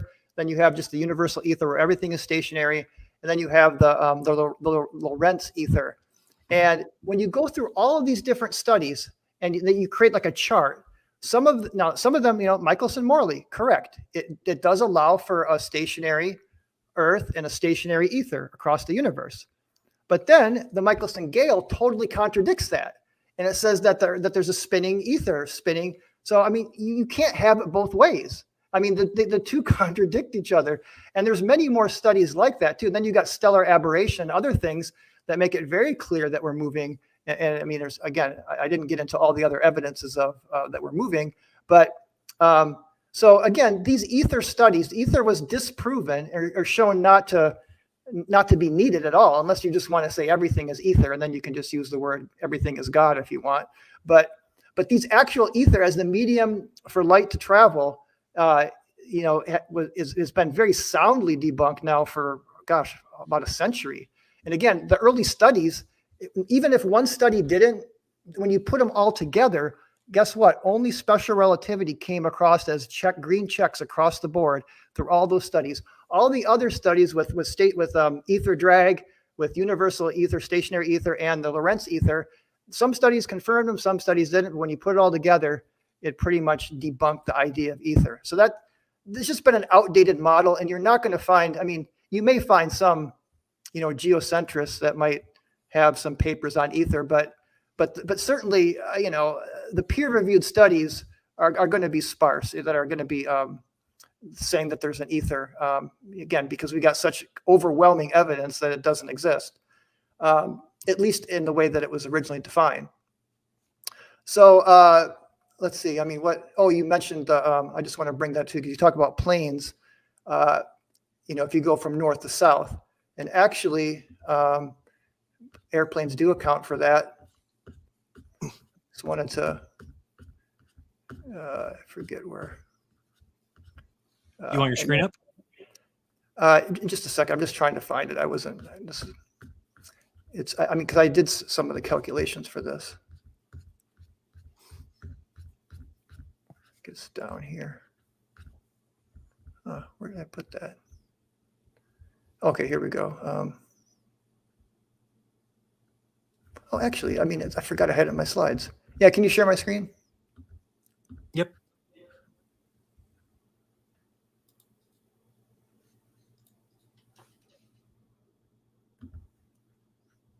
So, you actually can do the calculations for the bank angles and how much thrust is needed to actually, because you're right. If you took off from the North Pole and you flew to the equator, remember now you're traveling like about 6,000 miles. So it's a very gradual, you do have to compensate for Coriolis. You absolutely do. And you can actually calculate the exact bank angle and the thrust needed. And it's not much. I mean, you need like the thrust needed to compensate Coriolis is only 0.0002%. And again, these are actual equations that are used with airplanes and are very, very accurate. And the bank angle is like 0.15 degrees. And the point is that the Coriolis effect, it's not that the Earth is moving out from under. That's incorrect. whoever said that, if Neil deGrasse said it, it's wrong. What the Coriolis says is that when you shoot a ballistic, you have that a greater speed at the equator than when you go north. So it's going to deflect to the right because the speed is slower at that higher latitude. So it's not that the Earth is rotating out from under you. It's that it just has more momentum at the equator. So the speed, so that's why it drifts off to the right. So that whoever said that's wrong. It doesn't. Even this book says that's a common mistake to think that the Earth rotates out from under. It's not true. Anyway, what I wanted to say is that you actually can calculate the bank angle needed and the amount of thrust needed to go north to south, and it is absolutely factored into airplanes. Absolutely. Okay. Whoa. My bad. All right, yeah, we're good. Good. Oh, I thought you were already starting it. It doesn't matter. So, yeah, they objectively don't do such a thing, bro. Autopilot does not account for Coriolis. And anyone that flies a plane and then goes manual would have to know that. Everyone that flies planes, everyone that knows anything about autopilot or has read the documents that engineer them, or the documents that used to engineer them, they don't account for Coriolis. That's just objectively wrong. They do not do that. What they do is they account for wind. Okay. And they claim that the wind is so much stronger than the Earth's spin that you don't have to account for it, but that's wrong. We fly that plane like the Earth is stationary. Like I just now had a conversation with the pilot the other day, right? I have it recorded. Yeah, I'm like, oh, you fly the plane like it's flat and stationary. Of course, they do not update for Coriolis. No pilot ever would tell you that they're accounting for the Earth spinning. That's not how it works. You have bullet spin with bullets itself, like barrel spin, which is much stronger than Coriolis even claims to be. You have to account for wind much stronger than Coriolis even claims to be. I don't care what they say in the book. I've talked to many people that shoot in real life. You don't account for that. You account for the wind. As for the Michelson-Morley, you said that Michelson-Morley show you can't have it both ways, stationary and moving ether, I guess is what you're saying. For one, Michelson-Morley did detect a phase shift. It did detect one. It was just 1/6 the predicted value of the Earth revolving around the sun. And in fact, it's been done dozens of times, even by the Air Force in 1987. And it still showed that there is a phase shift every single time. Then we went and did Michelson-Gell, and it shows sidereal rotation. It matches that prediction by 98% every single time. And that's because our 15 degree per hour convention that we use for time is actually just a generalized accepted average, basically, or an agreed upon convention. It changes a little bit, which is why it fluctuates from 98% to 100% accuracy. We just use that convention for time.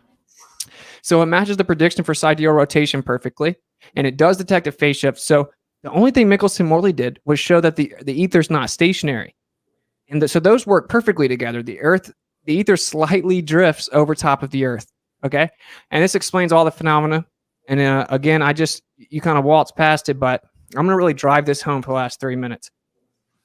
Einstein, Hubble, Hawking, Arthur Eddington, you name them, Wolfgang Pauli, they all explain you can't prove that the Earth is moving from the Earth. You cannot, including stellar aberration. And they will tell you point blank that they can create a model for you that explains alleged parallax, which doesn't actually happen, retrograde motion, stellar aberration, all in a geocentric model with the Earth stationary. And you cannot prove that it's spinning or revolving on the Earth itself. It's impossible.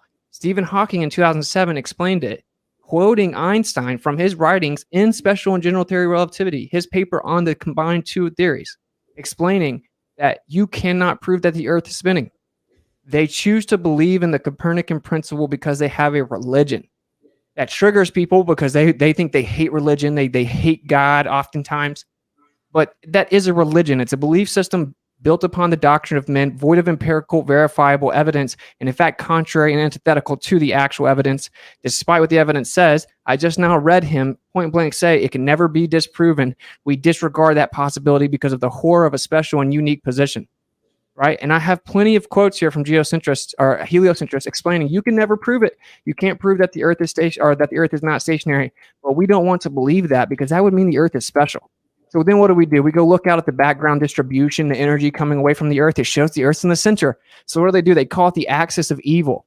And then they come up with a new idea. Well, oh, it does look like we're the center, but that must mean that no matter where you are in the universe, it would look like you're in the center. Or we're just in the center.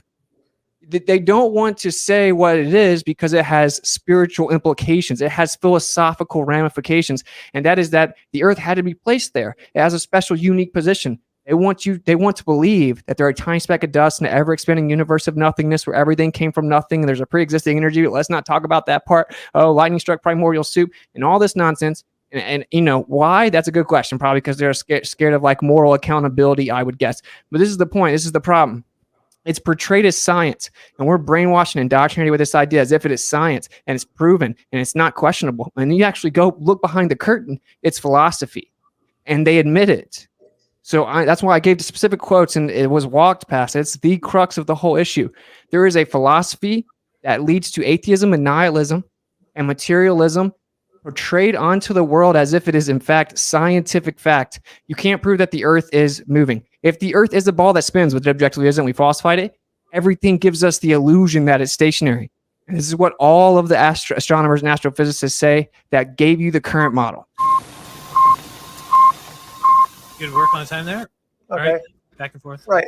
Well, but you do know that the Michelson-Morley experiment has been done. And on my dfe.net/ether page, I've got a whole list of studies that duplicated Michelson-Morley and got better and better and better to where there was basically no fringe when you get to the really accurate studies. So you can actually show that there's no fringe shift when you do the Michelson-Morley very carefully.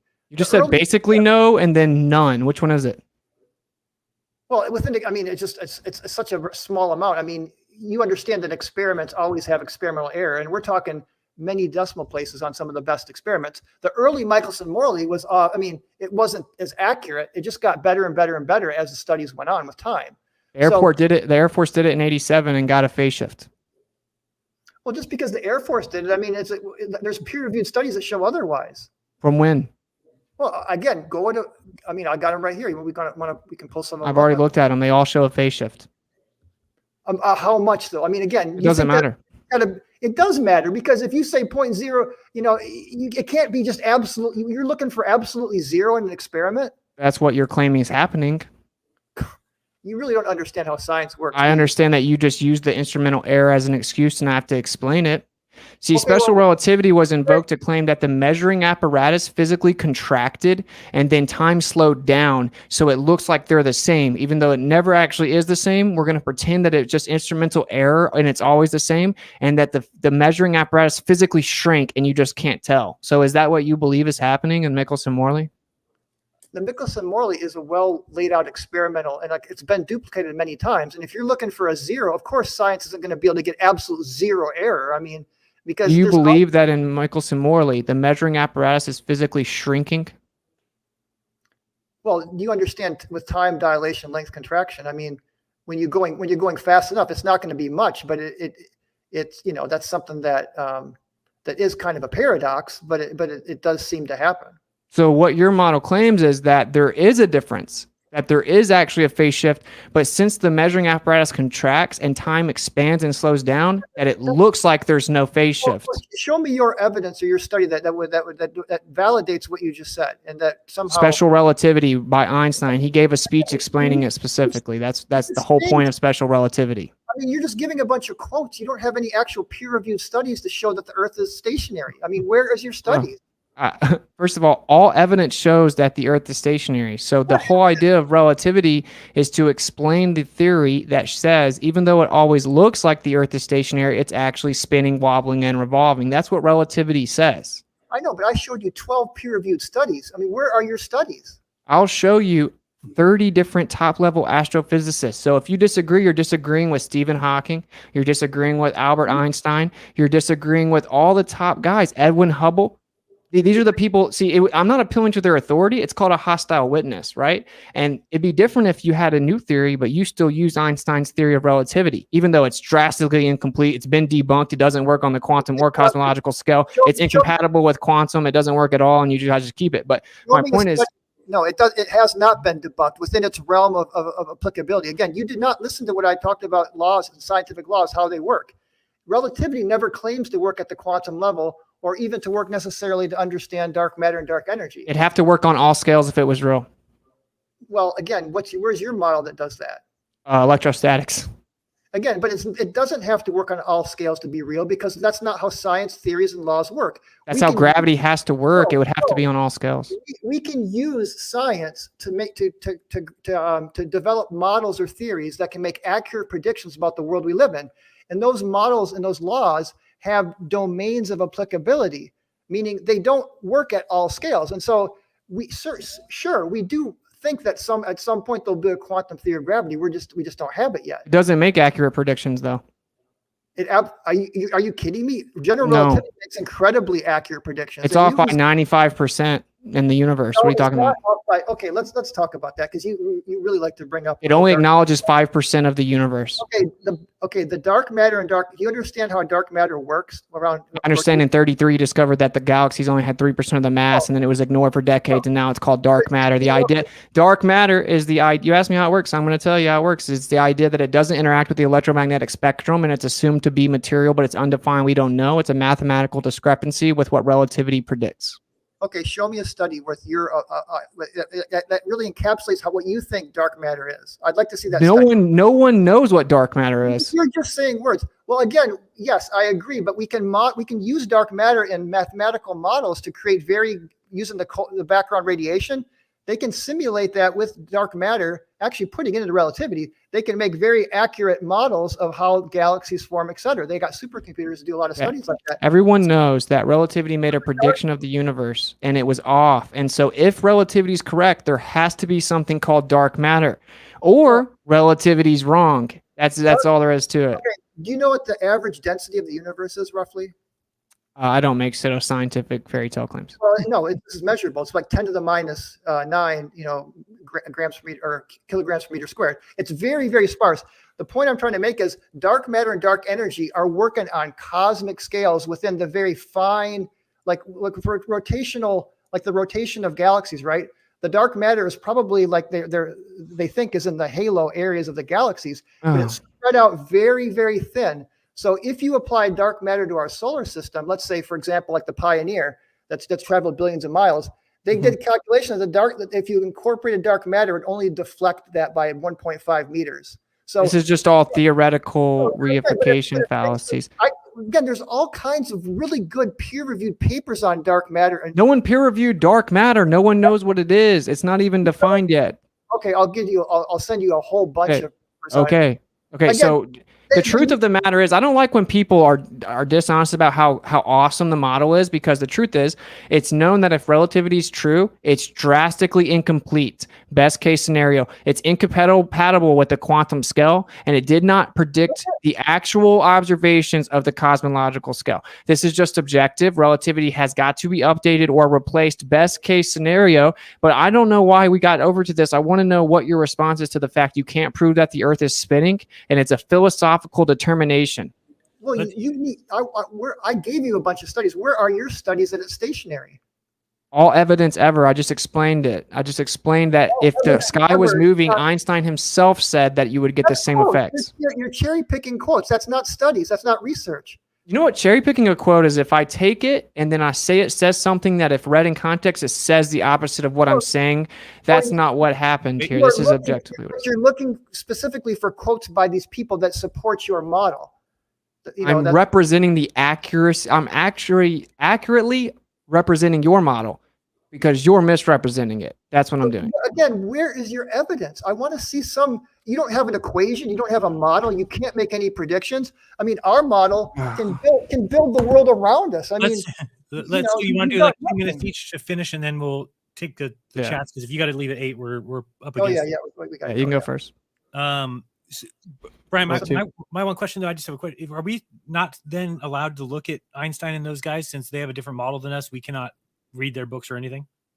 Of course you can read their books, but we can't bring them up. We can't. But they've got such a body of research that you can find quotes where they might say the opposite thing in another context somewhere else. I mean, so if you're just looking for quotes to support your model, that's just confirmation bias. You're just sort of looking for things that support what you want to see. Yeah, that's what that's called, Brian. Okay. Well, whatever it's called. I mean, I'm just saying that you're looking specifically for support for your model, but quotes are not studies. Quotes don't prove anything. You can prove that you get a translation of motion if there's motion outside of a stationary system. It'll translate the motion to the interior of the system, and then you have centrifugal effects. You can prove it. Okay, but again, you said a massive shell rotating. So where's this massive shell that's rotating? There seems to be a gigantic sky. Stuff in the sky moves around the Earth. So That's what we observe. Well, what is that then? Is it sky ice? I mean, what is it made That's a good of? question. You want to do your 2-minute closing? Yeah, let's do 2 minutes. You got 2 minutes whenever you're ready. If you, Okay. You want your screen up or no? Oh no, we'll just talk. So again, I just want to thank everyone for coming. It gets heated, I know, but it's still, I enjoy hanging out and talking about these topics. And I feel that with gravity and rotation, I presented actual peer-reviewed evidence that's very solid, that proves that the Earth is both, that gravity, again, within the scientific framework of a scientific law, the universal law of gravity is absolutely valid within its parameters. And again, it knows its limitations. It knows where it can and cannot work. Same thing with relativity. I mean, they work within their parameters. They're not meant to work at the quantum level or at some other scales. So again, the world around us is evidence that gravity absolutely, or Newton's laws and Newton's law of universal gravity absolutely still is valid, and it still works at slow speeds and low gravity, because relative to the universe, the Earth is in a very high gravitational field. I mean, it does exist here, but it's nothing like a black hole.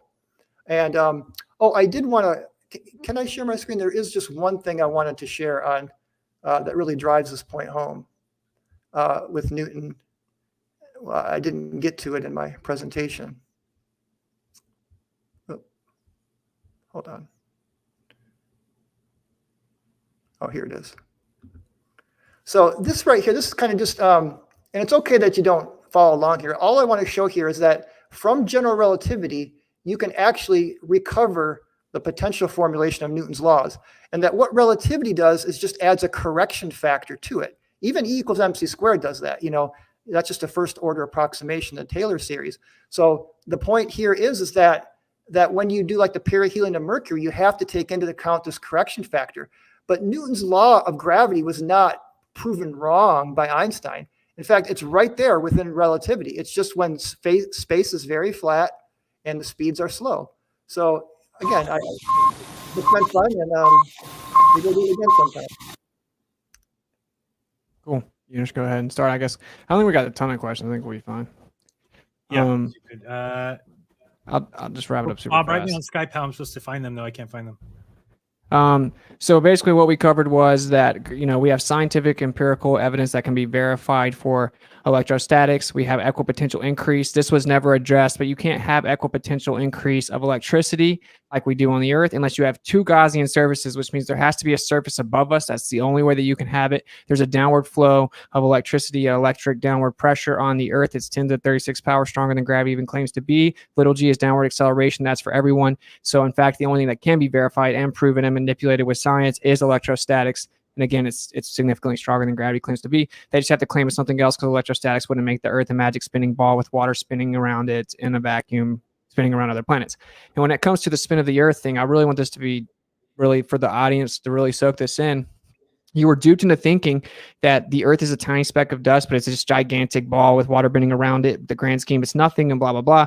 When you actually go and research it, okay? All this stuff they claim as evidence that the Earth is spinning, it just begs the question and reifies the conceptual model over and over and over. Where you look at the gyroscope and actually when you look into it, it shows that, well, actually the Earth is stationary, the sky moves around it.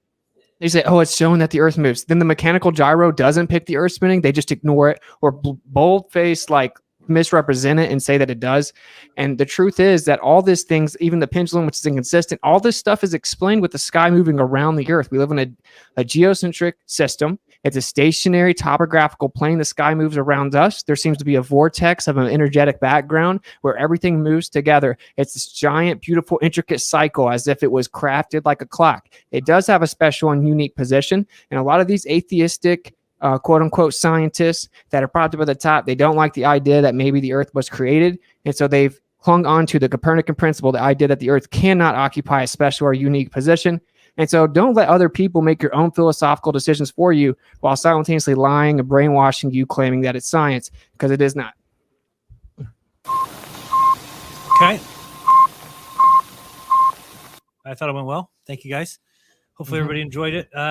We can maybe do it again. Bob's going to give me a link. You have to go into your back room, Austin, to pull the super chats. We can't get in back there. We're not In- managers. My back room. What do you mean? Go. Oh, yeah, my YouTube. YouTube studio, and then go monetization. And Yeah, then you may just read them off. Yeah. Okay, gotcha. All right, there's not that many. All right, Ron, I think most of them are for you, but there's not that many. Okay, so we have Brian. We have a life-altering revelation. That was in the pre-chat. He said, "Do you have to have rotation to have gravity?" Rotation to have gravity? No, I mean gravity. Yeah, gravity is not rotation. Gravity is mass attracting mass. But when you have orbits, you have to factor in the centrifugal. It's like a balance, right? Where you got gravitational force balance the centrifugal force. So when you write your potential equation for gravity, or for the potential of the motion of the orbit, you've got to incorporate both gravity and the rotational centrifugal force. But it's not gravity itself. Gravity is just always towards the center of mass. I mean, pulling in. So, All right, that was Shiloh Carpenter, plain truth. All right, we're not gonna. He said, tell him, no, we're talking is rude or whatever. Okay, here's a question from Gender Neutral. Says, can Bryant explain the pockets of gravity on the ISS YouTube video? And number 2, how Newton's law of gravity can violate the second law of thermodynamics to hold the atmosphere of a ball against the vacuum of space? well, the first one, I'm not familiar with the context of the ISS, so I don't. I can answer the second one, but I mean, Yeah, fair enough. So how? First of all, it doesn't violate the second law of thermodynamics. The second law of thermodynamics says that the entropy of the universe always increases. Now you can have the entropy of a local system decrease as long as the overall entropy of the universe increases. So with the problem with the whole atmosphere next to a vacuum thing is that, first of all, the gradient, there really is no pure vacuum. There's always particles in space. So there's never a zero vacuum environment. You're going down from a gradient that gets less and less and less and less, and then it just stays less and less and less, and et cetera. And there is a difference between atmospheric pressure and gas pressure. And sometimes flat earth enthusiasts make that confusion. They think that because gas pressure is the pressure of gas against a container, where atmospheric pressure is specifically the pressure of gravity pushing the atmosphere down on the surface of the earth. So it's defined differently. And I know you guys always bring that topic up, but it's very well explainable by gravity. In fact, the gradient is so specific that meteorologists and certain people that are into weather science know they don't even need to know what the altitude is. If they know what the pressure is at a certain altitude, they almost automatically know what the altitude is, because it's very, very precise gradient. And you only get a very precise gradient like that when you have a downward acting force. So the force itself, Anyway, there's an electric gradient. We can move on. So Bjorn Magnusson, sorry. He said, snipers don't factor in Coriolis. If they did, then pilots would have to do the same, but they do not. Using snipers but ignoring pilots is typical obfuscation. No, actually, the snipers in the sniper books, it does clearly say that in a lot of situations, the Coriolis doesn't need to be accounted for, because there's a lot of things that are more like wind, and certain other factors are a lot more powerful. So a lot of snipers that maybe don't change like latitude, that are shooting from one latitude roughly, they probably would never have to encounter Coriolis, because they're even like you're saying with the bullet. I mean, all of that, there's many factors that a sniper will factor in. And yes, Coriolis is one of the last factors because it's so subtle. He's asking about why planes don't. Well, he's asking you. But again, in the planes, I mean, again, planes there is a correction in planes for Coriolis. In fact, the amount of fuel and energy, it's just a small correction. So again, this is information that's very accessible online. You can see absolutely that planes correct for Coriolis going north. Yes, they do. All right, man. All right. And if it doesn't have to be the pilot necessarily. I mean, I'm not a pilot. I've just seen the information. So it can be automatically like built. Planes these days have a lot of things automatically factored in, right? So then if a pilot then went off of autopilot and went manually, they would have to know to do that. Well, they don't account for course. Well, they're following a bearing though. They're following a course. So again, 0.15 degree. I mean, it's a 0.15 degrees is such a tiny thing. So if they're just following their bearing, I mean, that's not much of an angle. 3,000 kilometers over a 5-hour flight. Show me the numbers. I've got the actual numbers. I'll That's send not you the correct. numbers. I have the actual numbers. Yeah. So we can move on though. Nominal says, thanks for the debate. Then he said, the invisible matter we cannot detect is called dark matter. A quote from NASA. The invisible matter we cannot detect is called dark matter. That's from NASA. So they can't detect it. What's the question? I mean, He's saying that you said they could detect it, but they can't detect it according to NASA. we see the effects of it. We know that the rotation rates are going, at a rate that that the baryonic matter can't account for. Okay. So again, it's yes. Do you guys have everything figured out? You don't even know if the sun's inside or outside the dome. I mean, I've had people say that's outside. Some people say it's inside. So to be critical of these very accurate theories that we have, and yet you guys don't even know how far up your sun is or where it is or what's going on outside the dome or outside the wall. I mean, it's not an accurate theory. You don't know what 95% of it is. So well, you guys don't even know where you are in the whole. I mean, where is the flat Earth in this void? I mean, what void? Well, I'm just saying that's exactly what is out. I mean, you don't. So I'm saying you're criticizing the globe model because we're still learning about the universe, but we have actual science that can predict, make excellent predictions, can build all the technology Bro, come on, around you. I'm just saying we got. Don't make this weird, Brian. Don't make it weird, bro. You don't have any predictions, man. They were all wrong. So it's all good. They're all wrong. You don't have 95% of the universe even theoretically explained. You don't have all kinds of perfect predictions. I told you that that's large scale effects within our inertial system of the solar system and the Earth. What we have works very well, provably. Okay, it was actually designed after we saw what they allegedly claim happened.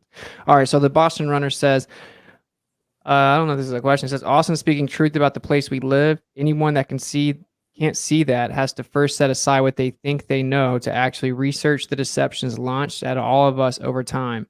It can be scary at first, but peace and freedom do come. Okay, and that's not really a question, but thank you very much for the generous donation, the Boston Runner. That was very nice. Thank you, Dave, for the $10 donation. Dylan Schumacher says, what causes wind? Same as clouds? I don't know who the question's for. He's asking you. It's fluid dynamics. I mean, it's temperature, pressure, a lot of things like that. I mean, it's a very complex. I mean, we definitely have a very complex atmosphere. There's no question about it. Okay. With water and land. And I mean, just a lot of factors go into that. Do you agree clouds are electrostatic? I don't think no, they're not just electrostatic. They produce, like you said, you weren't totally incorrect with the friction, the way that the charges will get. I mean, that is correct, but it doesn't mean that the clouds themselves are electrostatic. The clouds are made of water vapor but the friction will create, the create what? But it doesn't mean that that's the downward acceleration. Just because we have electrostatics on the Earth doesn't mean that that's gravity or that that's where the downward acceleration comes from. I mean, okay. You need the evidence. Again, you need to have some studies or some evidence to. Brian, do you remember I asked you this question like 20 times in this debate? Maybe 5, right? I said, so the only way you can have an electric gradient of equipotential values, right? 100 volts per meter, equipotential increase, electric gradient. Wait, is the only way you can have it is to have 2 Gaussian surfaces, one on the bottom and one on the top. But it's not. I told you weren't even. I guess you weren't listening when I was explaining that it's only about 100 volts per meter for the first 120 meters. Okay, and this, by the way, is right from one of those corona motor type of diagrams. It starts to drop off very quickly after that. And again, the conductive layer you're talking about is the ionosphere, which, by the way, if you go, you can find tons of studies to validate the ionosphere. So the ionosphere is the second Gaussian surface. Well, I wouldn't call. I mean, it's a highly conductive atmosphere. Is it? But you agree you have to have 2 Gaussian surfaces, though. So when you say what are you trying to say by Gaussian surface? It can transfer or retain charge. Okay, that's a closed surface that transfers or. That's like a highly conductive surface wrapping around the globe. And the ionosphere is a surface? It's not a surface, it's a layer of the atmosphere. I'm just saying it's all good. It's not a surface, it's a very big, but I'm just saying when you get to the first part of the ionosphere, that's when the electric field starts to go. I mean, because it's when you got a conductor, the electric field goes to 0 in a conductor. You know that, right? Yeah. Do you agree there's a downward electric flow on the Earth, though? Actually, downward and upward all day long. It's going down and up and sideways across. Again, if you look at the global circuits, you'll see it's this whole up and down and sideways. I don't believe in the globe, Brian. Stop saying globe. Richard Feynman says that it goes like many, many kilometers in the air. I don't know where you're getting this 120 meters thing. No, it's he said 50 kilometers. Okay, so then what are you talking about when you say 120 meters? No, I said at 120 meters, the 100 volts per meter approximation breaks down. I didn't say that it stops. I just say that it goes to like 50 volts per meter, then it goes to 30, and then it drops off to almost 0 at about 50 kilometers. Okay, that's what you're saying. The whole 100 volts per meter thing is only valid for the first 120 meters. I'm not saying it stops there. I'm just saying it starts to go down very quickly, and we know gravity goes down very slowly. So again, it just can't explain the downward acceleration. It just doesn't work. If something's more dense, it goes down. Things that are less dense go up. That's the primary cause of the buoyant force. But what sets the up and down vector is the downward electric force. It's all good because we would talk forever. Maybe we can have another conversation again. And I think. Anyway, I think I got to. All right, let me just read the last few off. Okay, so Dave says, please provide a direct measurement of curvature over a body of water, at least 10 miles, showing the 66 feet elevation drop. You can answer real concisely. I wasn't going to talk about curvature today. Okay. He doesn't want to talk about curvature. It doesn't exist, Dave. Come on, man. How are you going to set him up like that? I'm just okay. Goldie says it's flat. Thank you for the $5. Give me the gravy, says Brian. Is there a chance you're wrong? I don't think so. No. No chance. You think that bars people from the Earth is flat? I mean, I don't know. I'm not wrong. I mean, it's definitely not flat. I just have too much evidence. I can't. I mean. So there's no chance. There's no chance. I mean, based on what I know, there's no chance. No, it just can't. Well, you can never learn anything new if you think you already know it. No one goes looking for something they think they already know, right? All right. But the Boston Runner says that things in the sky are spiritual in nature, not rocks and gas we can go visit. Do you not realize that the CGI images of planets in space are not real at all? Actually, I've had a telescope, and what you guys call these images of planets is bokeh. You know that, right? It's out of focus photography. That's what they say, but digital is different than analog, and it seems to show a different spectrum of the light. I've seen it with a telescope. I've seen Saturn as it looks. That's analog. It's not analog. It's with an actual telescope, not with a P900 camera. Which is analog versus digital, yeah. You think P900 cameras are meant for astronomy? They're just digital pick up a different type of spectrum. So anyway, question the answers. You can see them way too clearly to just be out of focus. That's just a cop out. It's digital versus analog. Question and answer says, why don't we? I can use a candle and I can use a candle behind a light source and create those same patterns with a candle. Did you know that I can get a bunch of electrostatics and I can blow candles out with my fingers? Everything's electric. All right. Anyway, question the answer says, why don't we see complete different stars every 6 months? How can we see Mercury at night, selenium eclipse, and how do railguns work? It's not a conspiracy. It's compartmentalized ignorance, ultimately spiritual. What do you mean? Around the ecliptic, we do see difference through the times of the year. We see along the equator, all the that's the basis of astrology. All the constellations are constantly changing throughout the year. You're saying we would see all kinds of totally different set of stars every 6 months. We'd be looking the other way. No. It's because we're rotating around the sun. That's why. Okay. Yeah. So you'd be looking in a totally different part of space. Wouldn't you be looking the opposite direction? So, I mean, that's what I'm saying. It's because we are orbiting the sun that we go through the different constellations throughout. But now the North Star, again, we can go on and on. Let's just. Yeah. Okay. Fair enough. Yeah. Okay. So yeah, he asked a few things. Selenium eclipse, but anyway, this guy said what? Selenium. So the sun's not actually there; it just looks like it's there. Well, you understand with sunsets, you get refraction, that the sun is already set, but you can see it after it's set because of refraction. I understand that's what you claim, yeah. No, that's light. You guys use refraction all the time. That's light bending, atmosphere. It's a well-known phenomenon that light bends through different media. I mean, no, you can't prove that the sun's not where you see it. You just say that. So, well, I think I can prove it, but the way they prove it is they take their equation and they say, according to the globe Earth math, it should be down beneath the Earth, so it has to be refracted. Here's how much the difference is. It refracted this much. That's not proving anything. Well, anyway, that at nighttime you got to go through a lot more atmosphere because the light's skimming through the whole atmosphere. So that's why you get a red sunset, because the blue gets scattered and filtered out because you're going. That's why there is more refraction at night, because you're going through a lot more atmosphere. when the sun All is setting. right.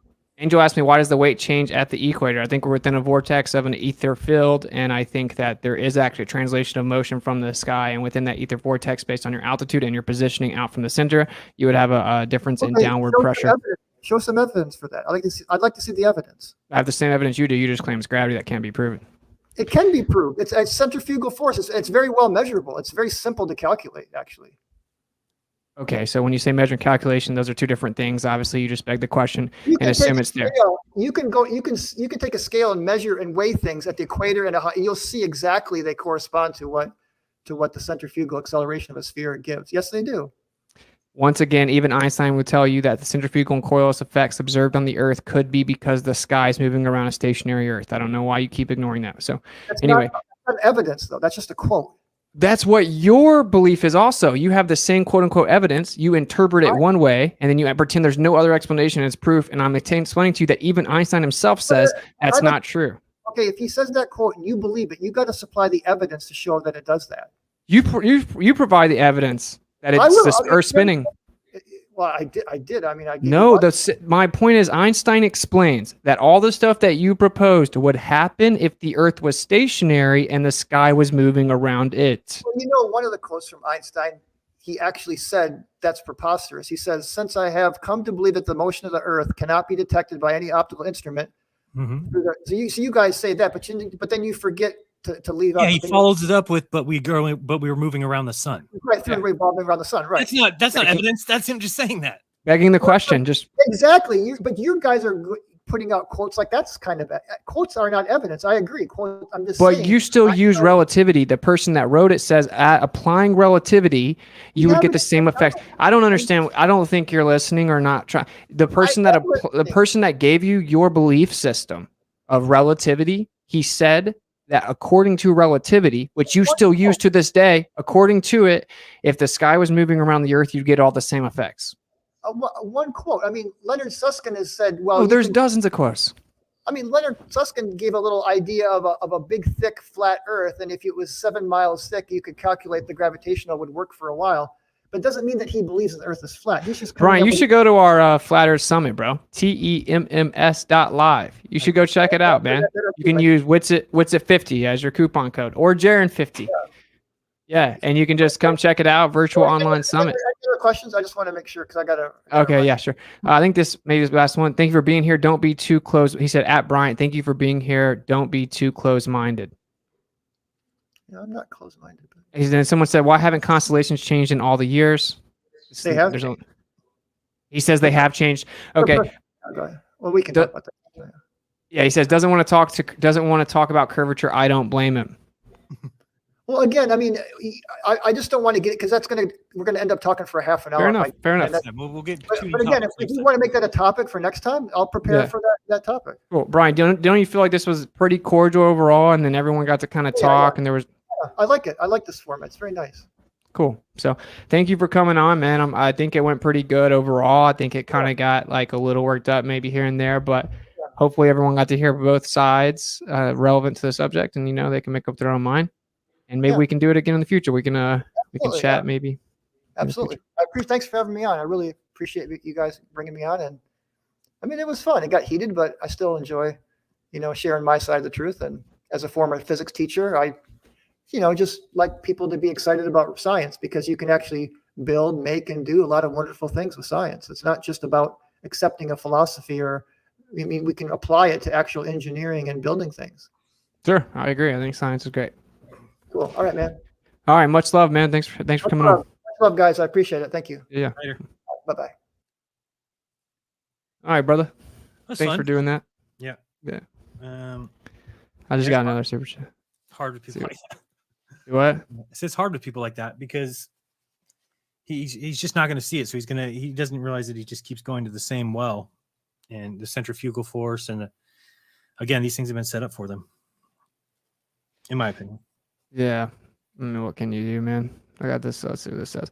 Philosophical bias is the one bias that science cannot avoid. Peer-reviewed, Frederick Anderson. You dropped a peer-reviewed quote just a little late. He just left. Yeah. Yeah, I agree with that. I mean, it's brilliant that they came up with this idea that if you give them all the truth first, or the so-called truth, that then anybody trying to come and say that that's a lie is required to provide the new proof. Like, we're supposed to complete in 5 years what governments took 350 years, kings and queens money, government money, sending out ships full of thousands of people to map coastlines. How the hell would we do that? It's crazy, man. It's literally impossible for us to do what he wants us to do. I really like your adoption analogy. I've been saying it a lot. Like I ruffled through my parents' closet, found some adoption papers. Yeah, I'm like, hey, Jaron, guess what, bro? My whole life has been a lie. I just found out I'm adopted. Nope. Who's your real family? I don't know who my real family is yet. I'm just trying to. Too bad that's your mom and dad. Go deal with them. No, bro, it's the paper. I have the evidence right here. It's they're adopted. Your family raises you fine. They raised you fine, right? But they're not my real parents. That's all I'm saying. Food. It works. You can still live a life. Then it's fine. You're fine. Okay. It works well. So until I figure out my real parents, they're still my real parents, even though I have proof that they're not my real parents. It works, right? You have a bed to sleep in and you get food. Then how's it going to change my life anyway, right? Classic. Yeah, that's what. I think it really elucidates the problem. That's what they want. I love the answer. If you tell somebody you're flat earth, they're just like, wait, how does the whole universe work then? Yeah. Oh, you don't know? Got you, you stupid flurf. I knew you didn't know anything. Yeah, so it's wild. Funny stuff. Well, cool. Thanks for doing that, man. Duck out. Yeah. All right, much love, brother. We'll hang out soon, of course. All right, yeah, we got a lot to do. Talk to you later. Peace out, bro. All right, thank you guys for kicking it. Hopefully you enjoyed that. Checkmate flurf, yeah, it's a funny meme. Cool. Yeah, like I said, I hope you guys enjoyed it. Slam dunk. Oh, thanks.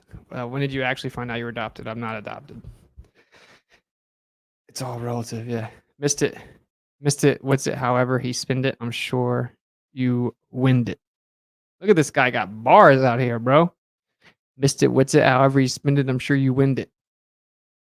Thank you for the super chat, brother. Much love. All right, cool. So I'm gonna go get a little bite to eat. It's kind of late.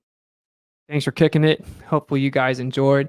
Basically, my summary of the situation is you saw how it goes. I mean, no one really ever answers the questions directly. Yeah, there's a downward electric gradient on the Earth, bro. And electrostatics is what holds all matter together. Everything that exists is electrostatic. And there's no evidence that the Earth is spinning. There's no evidence that it's curving. There's no evidence that you can have pressure next to a vacuum. Where gravity claims to be the strongest on the surface, it would fill the vacuum violently. How's it going to go where gravity is weaker beside a vacuum? And then, so anyway, thank you guys for kicking it. I'm going to plug Flattoberfest. So you can go to, that's an in-person event. Kai and I will be debating flatearthfestivals.com. And then you can use the code WITSIT10 to get a discount. And then also, I'll drop the links. You can go to temms.live. Wait, I actually don't remember what it is. Yeah, temms.live. That is the True Earth Mount Meru Summit. And you can use the coupon code WITSIT50 to get 50% off. And that's a cool little online summit. We have epic speakers. I think we'll be dropping another announcement here soon. So yeah, hope you guys enjoyed it. And we'll try to do more stuff like that. I saw some people become members. Shout out to all the people that became members. Thank you guys. That was epic. I saw like 5 or 6 of you guys become members. So thank you all. And then we will be doing some stuff that's member only perk in the future. I think I got some more debates. I'm trying to get like the NASA guy to come on to do like an interview. And I'm trying to have set up some more credentialed physicists and astrophysicists and astronomers debates. I think we're going to try to do something like that more often. So hopefully you guys enjoyed it. And yeah, cool. Thanks for kicking it. Seek and speak truth unequivocally, and the weak find contentment in the consensus of ignorance. So don't worry about what other people think. Like sometimes the truth seems crazy at first. The more you start to really look into it, you find out, like, for example, with the Earth, it's a house of cards. Like the Earth is not a spinning ball that's tilted, wobbling, going around the sun in a vacuum. All the evidence shows us the opposite. And then like even the people that brought it to you will tell you, oh, it's just a philosophy because we don't think it makes sense that the Earth could be special and unique in its positioning in the sky. Well, that's a weirdo philosophy. Don't put it on to me like it's science. And so think for yourself, bro. Don't let people make their own philosophies and then force them onto you. You're allowed to make your own philosophical decisions and determine your own worldview in life. And that's really why I talk about the Earth specifically. That's why I do this. I want them to realize it was a philosophy put onto you.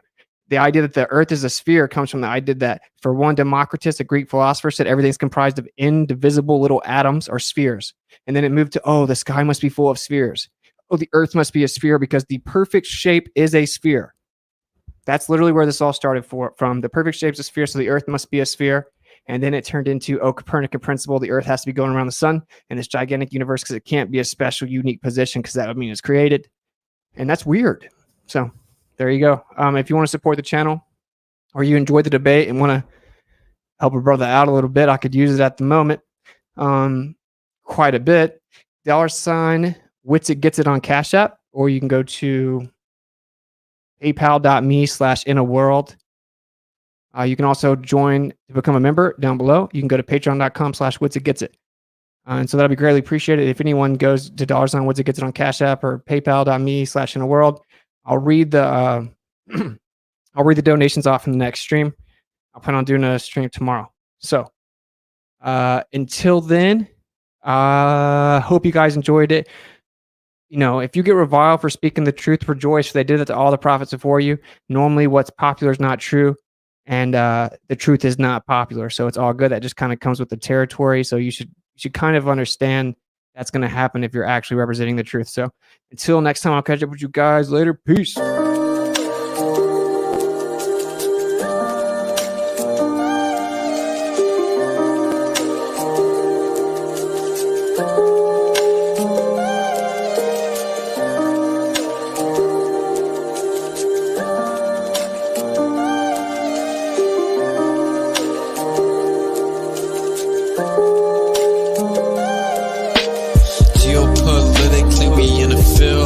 That's for Israel. Wonder, is it real? Rappers acting say they high, say they simple pills. Glorify suicide so they get the deals. Big pharma set it up, had to flip the pills. Control the music industry until the scripts get filled. Geopolitically, yeah, we in the field. That's for Israel. Wonder, is it real? Took the way you saw the world, then distorted it. Now you think you wanna rock that twirl, somewhere orbiting. Theories disproportionate, the truth distorted quick with a forceful grip. They force a misinfo that we absorbing quick. Took the people's signature to mean extorted it. They forging it, if news anchors informant to informing them. There's a surplus, but they tell us there are shortages. Credit economy mortgages, dollar that's supported with empty fortresses. But what's important is this reporting ships important. Yes, of course it is, but extortion is in accordance with an assortment list of foreign tricks we ignoring, which informing this, informing this. It looked like we were snoring tricked. Pedophilia and the government endorsing it. Yeah, eugenics is exactly what abortion is. You just vilify those insubordinate. Way to matrix engineer, that's unfortunate. Geopolitically, we in a field. That's for Israel. Wonder, is it real? Rappers acting say they high, say they simple pills. Glorify suicide so they get the deals. Big pharma set it up just to flip the pills. Control the music industry until the scripts get filled. Geopolitically, yeah, we in a field. That's for Israel. Wonder, is it real?